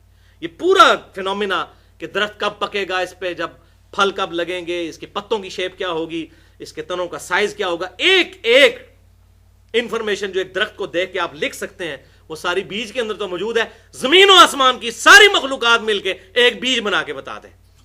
تو اگر نہیں بنا سکتے تو کہیں گے یہ خود بخود تو ہو رہا ہے, جو کام کرنے سے نہ ہو رہا ہو وہ خود بخود کیسے ہو سکتا ہے. تو بھائیو 1950 میں یہ الحمدللہ ڈی این اے کی سٹرکچر اور یہ جینز وغیرہ دریافت ہوئے, تو ان سائنٹسٹ کو نوبیل پرائز بھی دیا گیا, اور یوں ایوولوشن والا جو چکر تھا وہ معاملہ جو ہے وہ ختم ہوا. تو اب انہوں نے پھر ایک نیا سٹیپ لیا. انہوں نے کہا کہ اب چونکہ سائنس ترقی کر گئی ہے, تو یہ تو بیکورڈ لوگ تھے, انہوں نے کہا کہ جی اب ڈی این اے کا پتہ چل گیا نا, وہ 4 باتیں ہاتھ لگ جائیں تو پھر بندہ جو ہے وہ پھٹکڑی پاس ہو تو ایک دکان تو کھول ہی لیتا ہے انسان. تو انہوں نے کہا کہ اچھا ڈی این اے دریافت ہو گیا تو لائف تو بڑی کمپلیکس ہے, اور وہاں پہ پھر موومنٹ چل گئی, انٹیلیجنٹ ڈیزائن موومنٹ امریکہ کے اندر. ڈارون کے اگینسٹ انہوں نے انٹیلیجنٹلی ڈیزائن, یہ چیزیں ہیں, انہوں نے انٹیلیجنٹ ڈیزائن موومنٹ چلائی وہاں پہ لوگوں نے کہ یہ تمام چیزیں کسی گاڈ نے کریٹ کی ہیں. یہ ڈی این اے کی سٹرکچر تو اتنی کمپلیکس ہے. تو انہوں نے کہا اچھا یہ جو ایوولوشن ہوتی ہے یہ ڈی این اے کی تبدیلی کی وجہ سے ہوتی ہے, اور اس کے لیے ایک ٹرم ڈیوائس کی انہوں نے میوٹیشن, کہ میوٹیشن کا ایک عمل ہے کہ بیرونی مداخلت کے ذریعے ڈی این اے کی سٹرکچر میں چینج آتا ہے, اس کی وجہ سے یہ مچھلیوں سے ریپٹائلز اور ریپٹائل سے پرندے بننے شروع ہو گئے. اب بات جو ہاتھ لگ گئی تو انہوں نے یہ بات کی. تو میوٹیشن کو بھی سمجھ لیں, میوٹیشن یہ ہے کہ کسی بھی کیمیکل ایفیکٹ سے یا ریڈیشن کے ایفیکٹ سے ڈی این اے کی سٹرکچر کو ڈسٹرب کیا جائے. تو یہ ریکارڈڈ بات ہے کہ کبھی بھی میوٹیشن کے ذریعے کوئی پازیٹیو تبدیلی نہیں آئی, ہمیشہ نیگیٹو تبدیلی آئی ہے, کیونکہ second law of thermo dynamics یہی ہے کہ جو ناکارگی ہے جس کو انٹروپی کہتے ہیں فزکس کی لینگویج میں, یہ ہمیشہ بڑھتی ہے. آپ اس کو سمجھ لیں. مثال کے طور پر میرے پاس ایک گلاس ہے, اس گلاس میں میں نیچے بلیو کلر کے چھوٹے چھوٹے بالز کی لیئر لگاؤں, اس کے اوپر یلو کلر کی, اس کے اوپر ریڈ کلر کی, یہ 3 لیئرز لگی. اب مجھے بتائیں ان لیئرز کے بعد میں اس کو ہلانا شروع کر دوں تو سارے بالز مکس ہو جائیں گے. اب مجھے بتائیں میں اگر ہزاروں سال تک بھی ہلاتا رہوں کیا کبھی وہ پوزیشن دوبارہ آ سکتی ہے؟ تو اس کو فزکس کی لینگویج میں کہتے ہیں second law of thermo dynamics, کہ ہمیشہ انٹروپی انکریز کرتی ہے تا وقت کہ خود انسان کوئی بیچ میں انوالو ہو کے مثلا میں اب دوبارہ اس کو پکڑ کے ایسے نہ کر دوں, اس وقت تک یہ پراپر فارم میں نہیں آ سکتی. تو یہی تو ہے سپریم بینگ جو کر رہا ہے, خود پکڑ کے ایک ایک چیز کو ٹائنیز ڈیٹیل تک, یہ انٹروپی سے تو یہ چیزیں انکریز ہوں گی. اور ہارون یحییٰ کی باقاعدہ ڈاکومنٹری ایک ہے, بہت زبردست, ٹرکی کے ایک مسلمان اسکالر ہیں جنہوں نے کئی ڈاکومنٹریز بنائی ہیں ایتھیزم کے خلاف. کچھ چیزیں غلط بھی ہیں ان کے نظریات میں, لیکن جو ان کی پازیٹیو چیز ہے اس کی تعریف کرنی چاہیے. تو انہوں نے ایک ویڈیو ہے کولیپس آف ڈارونزم, اس کے اندر رچرڈ ڈانکنز کا انٹرویو رکھا ہوا ہے کہ اس سے کسی نے سوال کیا, ویڈیو ہے, کہ یہ بتائیں یہ جو آپ میوٹیشن کا نام لیتے ہیں, آج تک میوٹیشن کے ذریعے کبھی ارتقائی تبدیلی سے کوئی پازیٹیو تبدیلی آئی ہے؟ تو اس نے یوں دیکھنا شروع کر دیا, سوچنا شروع کر دیا, اس کی زبان ہی بند ہو گئی ہے کیونکہ پریکٹیکلی نظر آیا ہے. اور وہ ابھی بھی وہ بچڑے موجود ہیں جو پیدا ہوئے ہیں, 6 ٹانگیں ہیں ان کی, 2 گردن پہ لٹک رہی ہیں. اس طریقے سے مکھیوں پہ انہوں نے ایکسپیریمنٹ کیا تو مردہ لنگڑی لولی قسم کی مکھیاں جو ہیں وہ بننی شروع ہوئی. D N A structure disturb کی ہے تو وہ میوٹیشن کی وجہ سے ڈس آرڈر انکریز ہوا, انٹروپی, فائدہ کوئی نہیں ہوا. تو یہ بھی الحمدللہ ان کا حربہ ختم ہو چکا ہے اس حوالے سے. اور یہ ہارون یحییٰ کا میں نے تعارف کروایا, اور ساتھ ہی میں اپنے قریبی دوست ہیں انجینئر حافظ محمد جعفر صاحب, انہوں نے ایک کتاب لکھی ہے 150 صفحات پر مشتمل ہے, کائنات سے خالق کائنات تک. اور میں کہتا ہوں کمال کر دیا انہوں نے.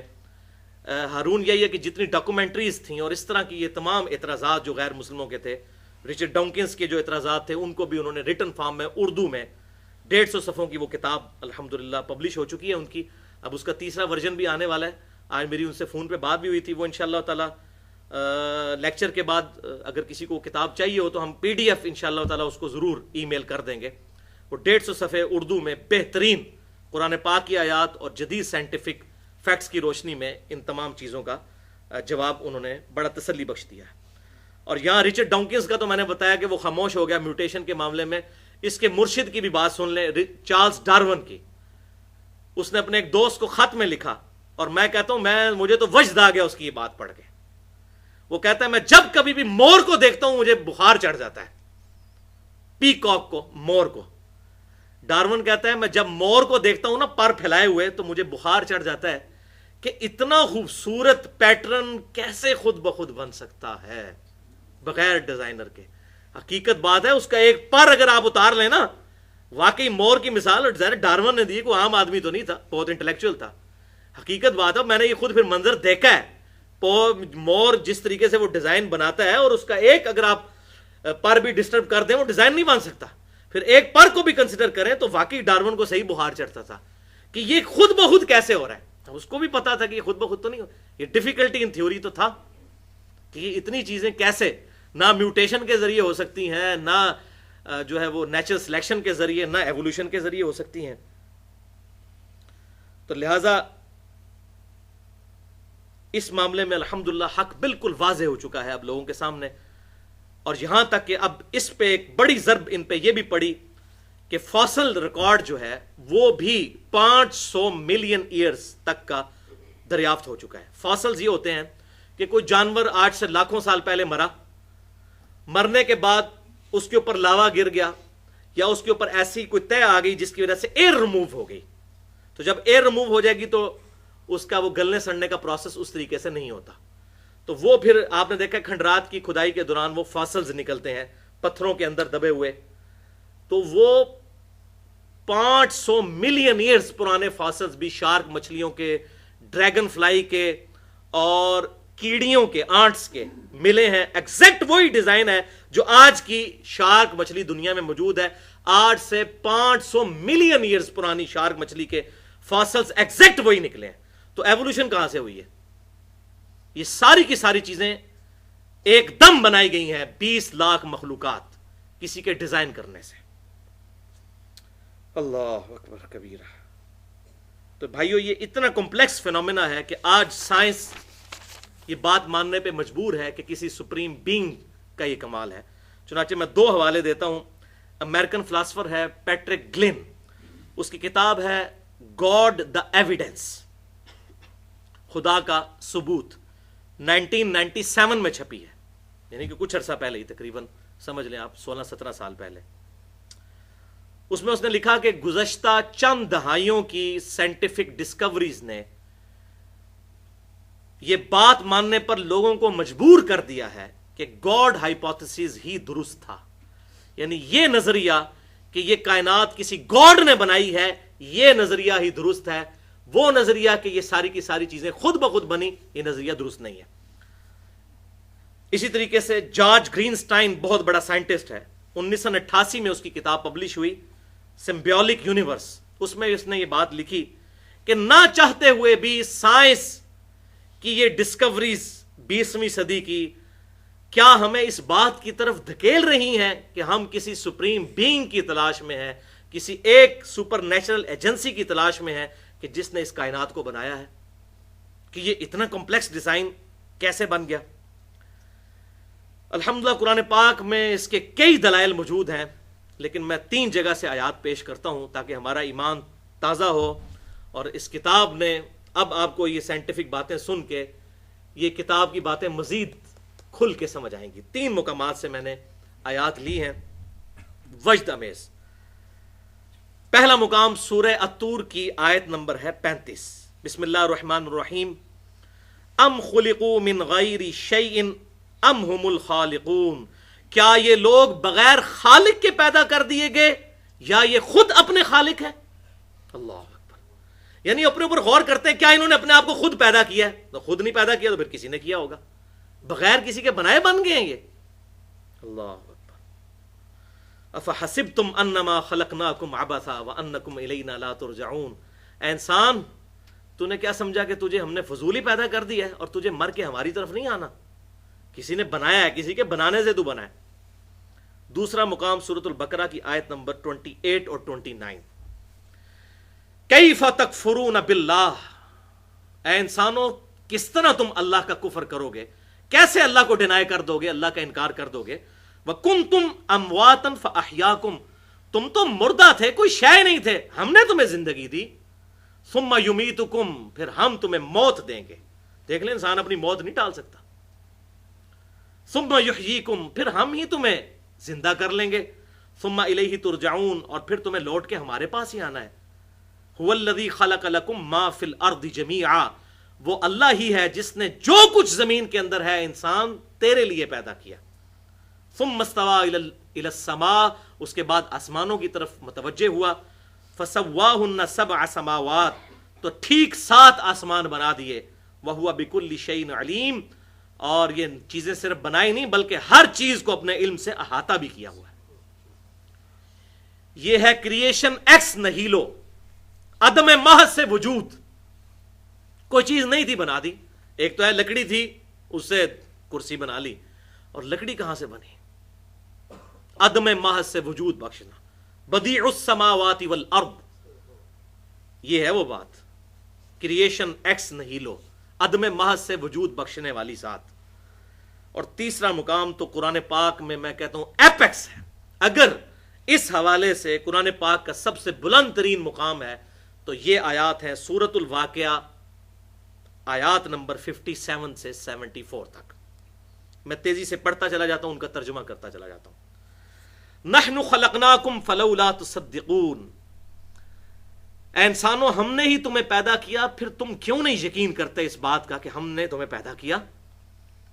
افرائیتم ما تمنون، بھلا غور تو کرو کہ جو تم منی ٹپکاتے ہو، جو انٹرکورس کرتے ہو اور منی نکلتی ہے، انتم تخلقونہ ام نحن الخالقون، کیا اسے بچہ تم بناتے ہو یا ہم بناتے ہیں؟ واقعی اللہ ہی بناتا ہے۔ زمین و آسمان کی ساری مخلوقات مل کے بچہ کیا، بچے کی ایک آنکھ نہیں کو بنا سکتا، اور آنکھ تو اتنا کمپلیکس فینامنا، آج سائنٹسٹ حیران ہے کہ آنکھیں تو اچانک نمودار ہوتی ہیں۔ 6-7 مہینے تک بچہ پورا بن چکا تھا، آنکھیں نہیں ہوتی، اچانک آنکھیں آ جاتی ہیں۔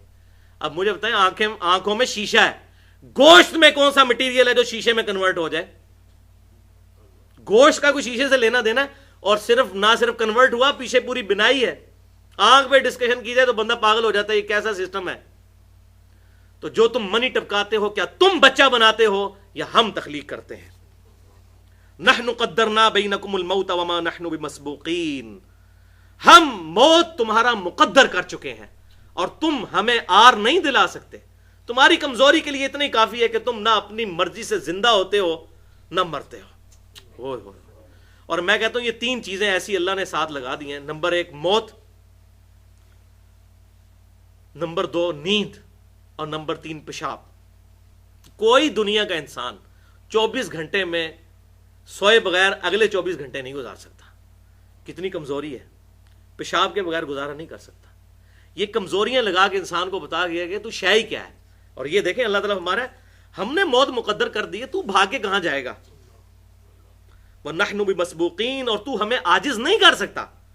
عَلَىٰ أَن نُبَدِّلَ أَمْثَالَكُمْ وَنُنْشِئَكُمْ فِي مَا لَا تَعْلَمُونَ، کہ ہم تجھے کسی ایسی شکل و صورت میں پیدا کر دیں جو تیرے علم میں نہیں، تجھے کتا بنا دیں، تجھے جانور بنا دیں، تیری تو کوئی حیثیت ہی نہیں ہے، ہم نے تجھے بنایا ہے، خنزیر بنا دیتے, کتا بنا دیتے, بلا بنا دیتے.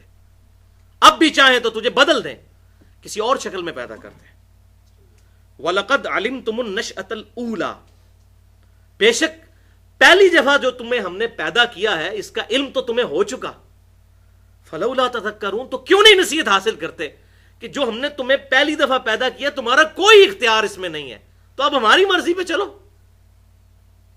اللہ افرائیتم ما تحرثون, بھلا بتاؤ تو یہ جو کھیتی بوتے ہو تم زمین کے اندر, بیج بوتے ہو, انتم تزرعونہ ام نحن الزارعون, کیا تم اس کو کھیتی بنا کے باہر نکالتے ہو یا ہم نکالتے ہیں؟ اللہ اکبر, پوری انسانیت تباہ ہو جائے اگر زمین جو ہے اگانا بند کر دے. دو ہی چیزیں ہیں نا جی, کھانے کی خوراک اور دوسرا پانی. پانی کا بھی ذکر آنے لگا ہے, وہ تو بہت بڑی چیز ہے, وہ تو اینڈ پہ انہی آیات میں آ جائے گا, وہ تو کلائمیکس ہے. جو کھیتی جو تم بیج بوتے ہو تم نکالتے ہو یا ہم نکالتے ہیں؟ اللہ, لو نشاء لجعلناہ حطاما فظلتم تفکہون, اگر ہم چاہیں تو یہ ساری کھیتی کو بھس بنا دیں اور تم سوچ میں پڑ جاؤ یہ کیا ہو گیا, بوئی تھی گندم اور نکلا بھوسا, اب کھائیں گے کہاں سے؟ انا لمغرمون, اور بے شک پھر تم کہو گے ہم تو غرق ہو گئے. بل نحن محرومون, بلکہ ہماری تو بد نصیبی کہ ہم نے بیج بویا تھا اور نکلے ہی کچھ نہیں ہے. افرأیتم الماء الذی تشربون, بھلا بتاؤ تو جو تم پانی پیتے ہو, انتم انزلتموہ من المزن ام نحن المنزلون, کیا تم نے اس پانی کو اوپر سے اتارا ہے یا ہم نازل کرنے والے ہیں؟ پانی ختم, اب تو کہتے ہیں نا اگلی جنگیں تو ہونی پانی کے اوپر ہیں, پانی ختم ہو جائے تو سارے معاملات ہی تلپٹ ہو جائیں. لو نشاء جعلناہ اجاجا فلولا تشکرون, اگر ہم چاہیں تو اس پانی کو کھاری یعنی کڑوا اور نمکین ایسا کر دیں کہ تمہارے پینے کے قابل بھی نہ رہے. اور واقعی ہوتا ہے ایسا ہی ہے, سمندر کا پانی آپ پی نہیں سکتے, مر جاتا ہے بندہ اگر وہ پانی پیتا رہے تو مسلسل. اس میں سے ایویپوریشن ہوتی ہے, وہ پورا واٹر سائیکل قرآن پاک میں کئی جگہ بیان ہوا ہے. وہاں سے ایویپوریشن سے بادل بنتے ہیں اور وہ سارا گلیشیئرز کی فارم میں سٹور ہوتا ہے, بارش برستی ہے, پھر وہاں سے گلیشیئر سورج کی تپش سے پگھلتے ہیں, زمین کے اوپر بھی دریا چلتے ہیں, نیچے بھی. یہ سارے کے سارے معاملات اللہ تعالیٰ ہمارے یہ ہم نے کیا ہوا ہے. اگر صرف پانی تو ہو, کڑوا ہو, تب بھی تمہارے کسی کام کا نہیں ہے. اللہ,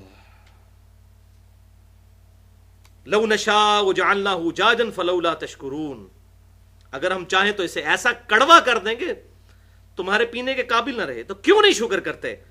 افرأیتم النار التی تورون, کیا تم نے اس آگ کے اوپر غور نہیں کیا جو تم جلاتے ہو؟ یہ ساری چیزیں کھانے کے قابل آگ کی وجہ سے ہی تو ہوتی ہیں, آگ نہ ہو تو یہ ساری چیزیں ہمارے قابل ہی نہیں رہیں گی. یہ آگ جو تم جلاتے ہو, اانتم انشأتم شجرتها ام نحن المنشئون, یہ درخت جو ہے کیا تم نے اگائے ہیں یا ہم نے اگائے ہیں؟ آج سائنس نے تو ہاتھ اٹھا دیا کہ تھریٹیکلی تو آئنسٹائن نے کہا E = mc², انرجی میس میں کنورٹ ہو سکتی ہے اور میس انرجی میں, لیکن دنیا میں صرف میس ہی انرجی میں کنورٹ ہو رہا ہے, انرجی میس میں نہیں ہو رہی. لکڑی اگر جلا دیں آپ, اس سے انرجی بن گئی, اس انرجی سے دوبارہ لکڑی بن سکتی ہے, لیکن اللہ بنا رہا ہے. سورج کی روشنی سے ٹنوں ٹن درخت روزانہ بن رہے ہیں, اربوں ٹن. وہی روشنی تو ہے فوٹو سنتھسس کے ذریعے, پودے اپنی ضیائی تالیف کے ذریعے اپنی خوراک تیار کر کے وہ سورج کی روشنی لکڑی میں کنورٹ ہو رہی ہے, اور یہ کہہ رہے ہیں خود بخود ہو رہا ہے. تو خود بخود ہو رہا ہے تو آگ سے دوبارہ ذرا لکڑی بنا کے بتاؤ نا. تو یہ بات سمجھ آئی, کیا تم نے یہ درخت اگایا جس کو تم جلاتے ہو یا ہم نے اگایا؟ نحن جعلناها تذکرۃ ومتاعا للمقوین, یہ آگ تو ہم نے نصیحت کا ذریعہ بنایا ہے لوگوں کے لیے, اور اس میں سامان ضرورت بھی ہے. اس آگ کو دیکھو اور پہچانو کہ کس نے پیدا کی ہے. اب آخری آیت اس میں پھر ساتھ کہا فسبح باسم ربک العظیم, پس یہ تمام نعمتوں کے بعد تسبیح بیان کرو اس رب عظیم کی جس نے یہ ساری چیزیں بنائی ہیں. اللہ اکبر کبیرہ والحمد للہ کثیرہ وسبحان اللہ بکرۃ واصیلا, سبحان اللہ وبحمدہ عدد خلقہ ورضا نفسہ وزنۃ عرشہ ومداد کلماتہ. آخری علمی پوائنٹ نمبر 5, دل بے مانتے حجتا ٹیر. یہ پنجابی میں ایک محاورہ ہے کہ اگر کس نے بات نہ ماننی ہو تو وہ کئی دلائل کا رد کر سکتا ہے جھوٹے دلائل کے ذریعے, حجت بازی کر سکتا ہے. بات نہ ماننی ہو تو بڑے جھوٹے دلائل دیے جا سکتے ہیں. چنانچہ قرآن پاک میں اللہ تبارک و تعالیٰ نے سورۃ الانعام کی آیت نمبر 111 میں ارشاد فرمایا کہ جو لوگ جان بوجھ کر حق کو ڈینائی کرتے ہیں، 8ویں پارے کی پہلی آیت ہے، وَلَوْ أَنَّا نَزَّلْنَا عَلَيْهِمُ الْمَلَائِكَةَ، اگر ان کے سامنے فرشتے بھی نازل ہو جائیں اور مردے قبروں سے نکل کے ان سے باتیں کرنا شروع کر دیں کہ آخرت کی زندگی ہے، تب بھی یہ ایمان نہیں لے کر آئیں گے. وہ کہیں گے ہم پر جادو ہو گیا. اور واقعی ایسا ہی ہے. رچرڈ ڈانکنز نے بھی دا گاڈ ڈیلوژن میں رسل کا ایک جملہ نقل کیا ہے، بہت انٹرسٹنگ. رسل سے کسی نے پوچھا کہ بتاؤ کہ اگر تمہیں گاڈ نے زندہ کر لیا مرنے کے بعد، تم تو پوری زندگی یہ کہتے رہے گاڈ کوئی نہیں ہے، اگر گاڈ نے مرنے کے بعد تمہیں دوبارہ زندہ کر لیا تو پھر تم گاڈ کو کیا جواب دو گے؟ تو پتہ ہے اس نے کیا کہا؟ اس نے کہا کہ میں کہوں گا I didn't find enough evidence to believe in you. اے اللہ، تجھ میں یقین کرنے کے اعتبار سے مجھے کوئی پختہ دلائل دنیا میں نہیں ملے، اس لیے میں نے تجھے نہیں مانا. اب پختہ دلائل تو میں نے سورۃ الواقعہ سے ہی گنوا دیے جو کامن آبزرویشن ہے. دل بے ایمان تے حجتاں ٹھیر. اگر دل بے ایمان ہے تو پھر بڑے نیگیٹو دلائل گھڑے جا سکتے ہیں. کاش قرآن پڑھ لیتا رسل، اور رچرڈ ڈانکنز بھی زندہ ہے. ہم تو دعا کرتے ہیں اللہ تعالیٰ اس کو ایمان کی دولت سے مشرف کرے رچرڈ ڈانکنز کو، تاکہ رچرڈ ڈانکنز کے اسلام لانے کی وجہ سے یہ اس کی ڈیلوژن کا ڈیلوژن ہو جائے گا، سارا معاملہ ڈائلیوٹ ہو جائے گا انشاءاللہ. بہرحال اس کے اگینسٹ اہل حق بھی دنیا میں موجود ہیں جو حق بات قبول کرتے ہیں. ڈاکٹر مورس بوکائل ایک فرینچ سرجن تھے، 1982 میں ان کی ڈیتھ ہوئی. انہوں نے کتاب لکھی ہے بائبل، قرآن اینڈ سائنس کے نام سے، اور انہوں نے ثابت کیا ہے کہ جتنی جدید سائنٹیفک فیکٹس اور ڈسکوریز ہوئی ہیں، قرآن پاک ان کے اوپر پورا اترتا ہے، اور بائبل میں وہ غلطیاں موجود ہیں سائنٹیفک، اس لیے کہ وہ ٹیمپرڈ ہے، اوریجنل فارم میں ہوتی ہے، یقیناً اس میں غلطیاں نہ ہوتی. اور اسی کتاب کے خلاف پھر ولیم کیمبل نے بھی کتاب لکھی، پھر جس کے لیے ڈاکٹر ذاکر نائک نے 1 اپریل 2000 کو اس سے مناظرہ کیا تھا، اور بہت زبردست کامیاب مناظرہ، وہ نیٹ پہ رکھا ہوا ہے. تو یہ لوگ بھی موجود ہیں. اسی طریقے سے ایک اور فریڈ ہائل نامی ایک شخص ہے، بہت بڑا فلاسفر ہے. اس نے ایک جملہ کہا، اور خود رچرڈ ڈانکنز نے اس کا یہ جملہ نقل بھی کیا ہے اپنی اس کتاب دا گاڈ ڈیلوژن کے چیپٹر نمبر 4 میں. اور چیپٹر نمبر 4 میں اس نے مین باب ہی یہی باندھا ہے، دا الٹیمیٹ بوئنگ 747. تو وہ کہتا ہے یہ تم کہہ رہے ہو بوئنگ 747 خود بخود بن گئے، تو سب سے بڑا بوئنگ 747 تو خود گاڈ ہے، وہ کیسے خود بخود بن گیا پھر؟ تو وہ بات میں انشاءاللہ ڈسکس کرتا ہوں، یہ آخری وسوسہ تھا اس کا. تو بہرحال فریڈ ہائل کا جو جملہ ہے گولڈن کوٹ، زبردست، یہ میں لفظ بلفظ پڑھ کے سناتا ہوں جو دا گاڈ ڈیلوژن میں بھی اس نے نقل کیا. Probability of life originating on earth is no greater than the chance that a hurricane sweeping through a scrapyard would have the luck to assemble a Boeing 747. Fred Hoyle کہتا ہے کہ اس بات کا امکان کہ زندگی خود بخود زمین پر پیدا ہو گئی، اس سے زیادہ امکان نہیں ہے کہ کوئی ہوائی طوفان چلے اور وہ کوڑے کے ڈھیر سے چیزیں جمع کر کے تو ایک 747 بوئنگ طیارہ تیار کرتے. یہ تو پھر بھی ہو سکتا ہے، اس سے زیادہ مشکل فینومینا جو ہے وہ زندگی کا پروڈیوس ہونا ہے زمین کے اوپر. اور ظاہر ہے کہ ہمیں تو کبھی وہم بھی نہیں آئے گا. میں کہتا ہوں ایون میں یہ دعویٰ کروں کہ یہ بال پوائنٹ خود بخود بن گئی ہے، اس میں سپرنگ لوڈڈ جو یہ اس کی نب موجود ہے، اور اس کے اندر جو سیاہی ہے یہ پوری پلاسٹک کی، اور یہ پورا کلک سسٹم ہے اس کے اندر میکینیکل، یہ خود بخود بن گیا. تو کوئی پاگل بے وقوف آدمی بھی میری سٹیٹمنٹ نہیں مانے گا. تو اتنا کمپلیکس سسٹم خود بخود بن گیا. تو وہ فریڈ ہائل نے بڑی زبردست بات کی کہ 747 بوئنگ طیارہ خود بخود کوڑے کے ڈھیر سے کچرا اکٹھا کرے، طوفان چلے، اندھیری چلے، اور وہ ایک 747 جو 1 سال میں تیار ہوتا ہے، بوئنگ کمپنی 1 سال میں تیار کرتی ہے کتنی محنت کے ساتھ، وہ خود بخود بن جائے. تو یہ تو پھر بھی پاسبل ہو سکتا ہے، لیکن انسان کا پیدا ہونا جاندار کا روئے ارض پہ، اس کی پروبیبلٹی اس سے بھی کم ہے.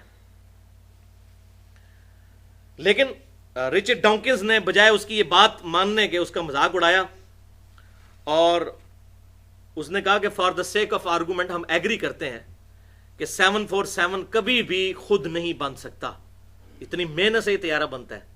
تو پھر اس نے آگے سے وہ شیطنت والا سوال کیا. اس نے کہا سب سے بڑا بوئنگ 747 تو خود گاڈ ہے.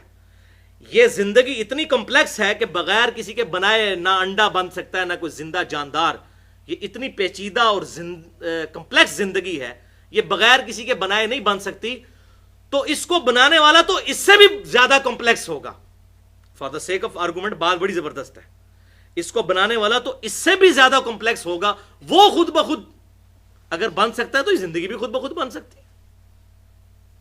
تو ہم کہتے ہیں کہ for the sake of argument ہم بھی ایگری کرتے ہیں کہ ہم جس کریٹر کی بات کر رہے ہیں بالفرض اس کو بھی کسی نے بنایا ہے، کسی ایسے کریٹر نے جو اس سے بڑا الٹیمیٹ بوئنگ 747 ہے.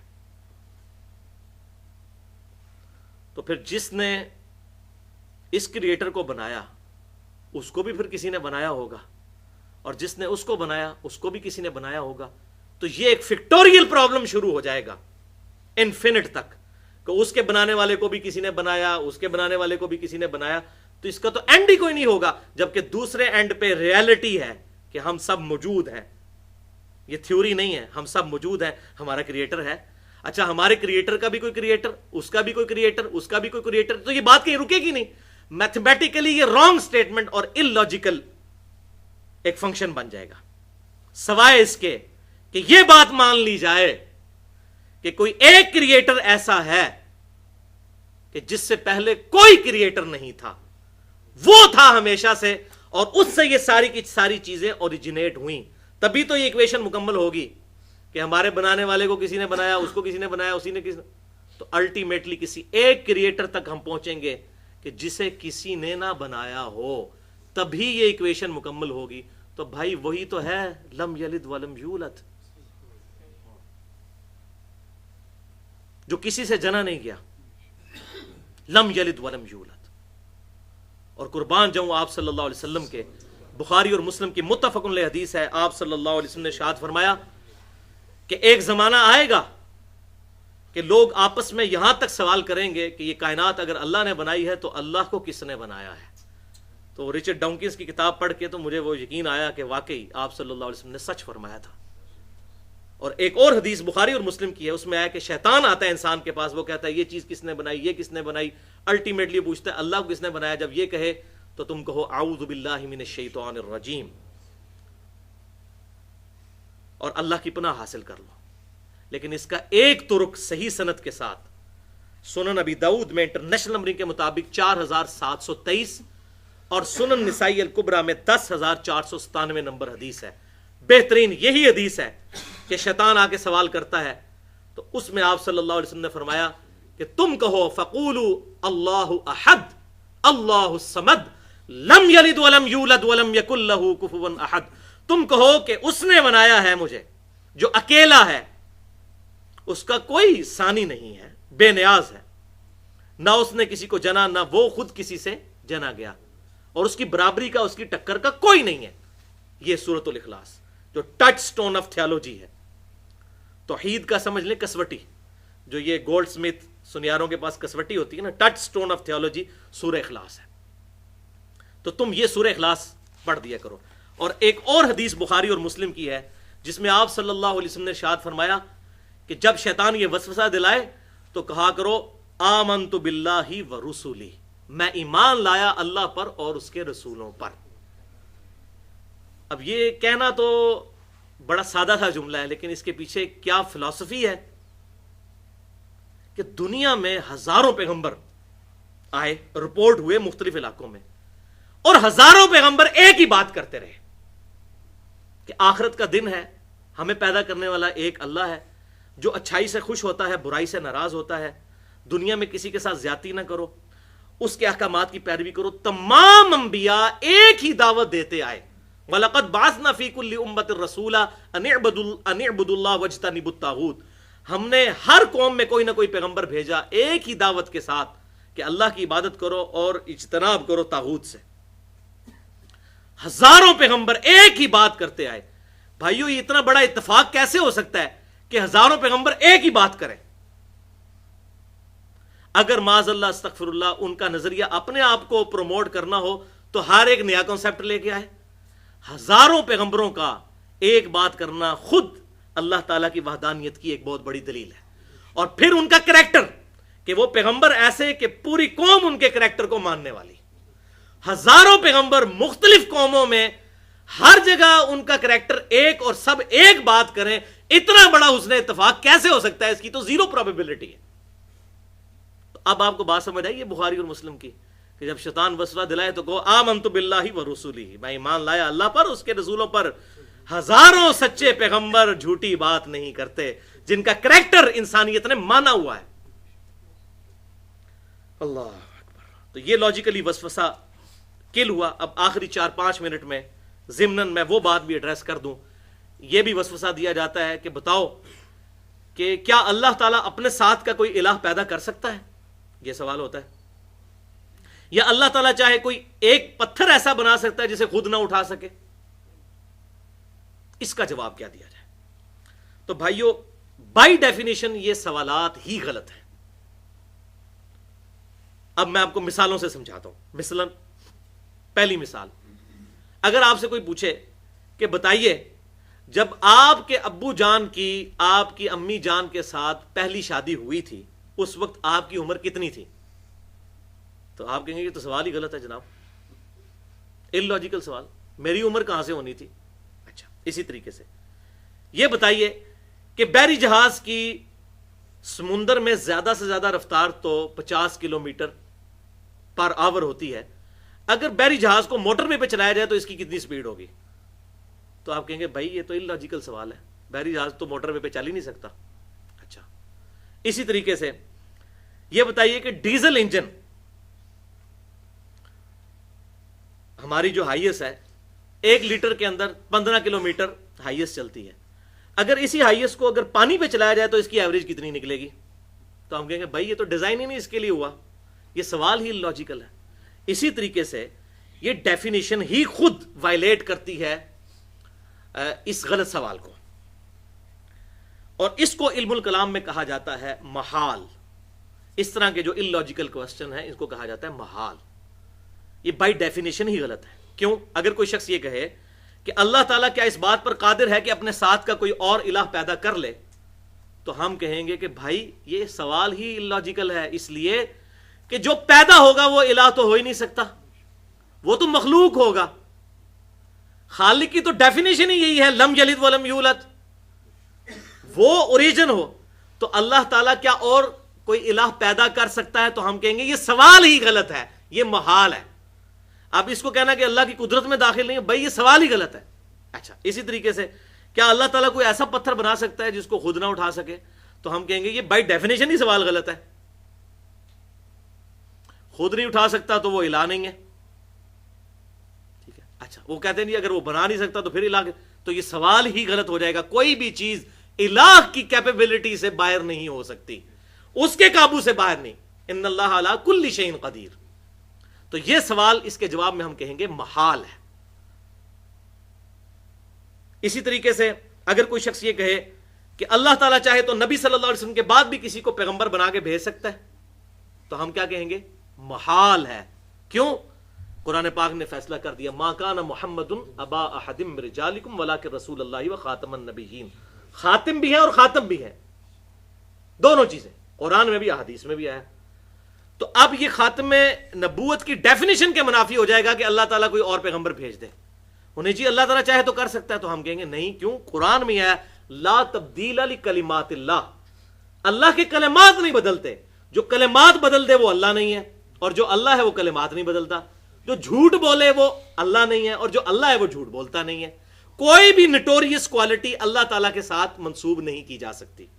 کیا اللہ تعالیٰ جھوٹ بولنے پر قادر ہے؟ ہم کہیں گے کہ یہ سوال ہی غلط ہے. ٹھیک ہے. اسی طریقے سے کیا اللہ تعالیٰ چاہے تو موسیٰ علیہ السلام کو دوزخ میں اور فرعون کو جنت میں بھیج دے؟ تو ہم کہیں گے محال ہے. تو یہ ہوگی محال کی ٹرم. اور دوسری ٹرم ہے مقدور، اس کے اپوزٹ. مقدور ہے جو اللہ تبارک و تعالیٰ کی قدرت میں چیزیں داخل ہیں چاہے اس نے نہ کی ہوں. مثلا اگر کوئی شخص کہے کیا اللہ تعالیٰ ایسی سیڑھی بنا سکتا ہے جس سے ہم آسمان پہ چڑھ جائیں، تو ہم کہیں گے ہاں بنا سکتا ہے، اگرچہ اس نے بنائی نہیں ہے لیکن اللہ تعالیٰ اس بات پر قادر ہے. اللہ تعالیٰ چاہے تو آگ کو ٹھنڈا کر سکتا ہے، بالکل کر سکتا ہے، عموماً نہیں ہوتی لیکن جب چاہے کر سکتا ہے. ابراہیم علیہ السلام کے لیے کی. تو فزیکل فینومینا آف نیچر جتنے ہیں وہ اللہ تعالیٰ کی مخلوقات ہیں، جب چاہے اللہ تعالیٰ ان کو توڑ سکتا ہے جس وقت چاہے. ہمیں نیند سے بے نیاز کر سکتا ہے، بالکل کر سکتا ہے، جنت میں کرے گا، وہاں نیند نہیں ہے، جنت میں رات نہیں ہے. پیشاب سے بھی بے نیاز کر دے گا. صحیح مسلم میں حدیث ہے خوشبودار ڈکار آئے گی سارا کھانا ہضم، پیشاب کی ضرورت ہی کوئی نہیں. تو یہ سارے فزیکل فینومینا آف نیچر اللہ تعالیٰ ان فینومیناز کا پابند نہیں ہے. اللہ تعالیٰ جب چاہے ان کو توڑ سکتا ہے. یہ تمام چیزیں مقدور ہیں. تو محال اور مقدور کا فرق سمجھ آ گیا. میرے خیال ہے اتنا ہی کافی ہے. باقی جتنی چیزیں ہیں وہ ساری باتیں ایڈریس کی جائیں تو گھنٹوں چاہیے. اللہ تعالیٰ سے دعا ہے جو حق بات میں نے کہی اللہ تعالیٰ ہمارے دلوں میں راسخ فرمائے. اگر جذبات میں میرے منہ سے کوئی غلط بات نکل گئی تو اللہ تعالیٰ ہمارے دلوں سے محو کر دے. ہمیں کتاب و سنت کی تعلیمات پر عمل کر کے دوسرے بھائیوں تک پہنچانے کی توفیق عطا فرمائے. سبحانک اللہم و بحمدک اشہد ان لا الہ الا انت استغفرک و اتوب الیک وما علینا الا البلاغ المبین.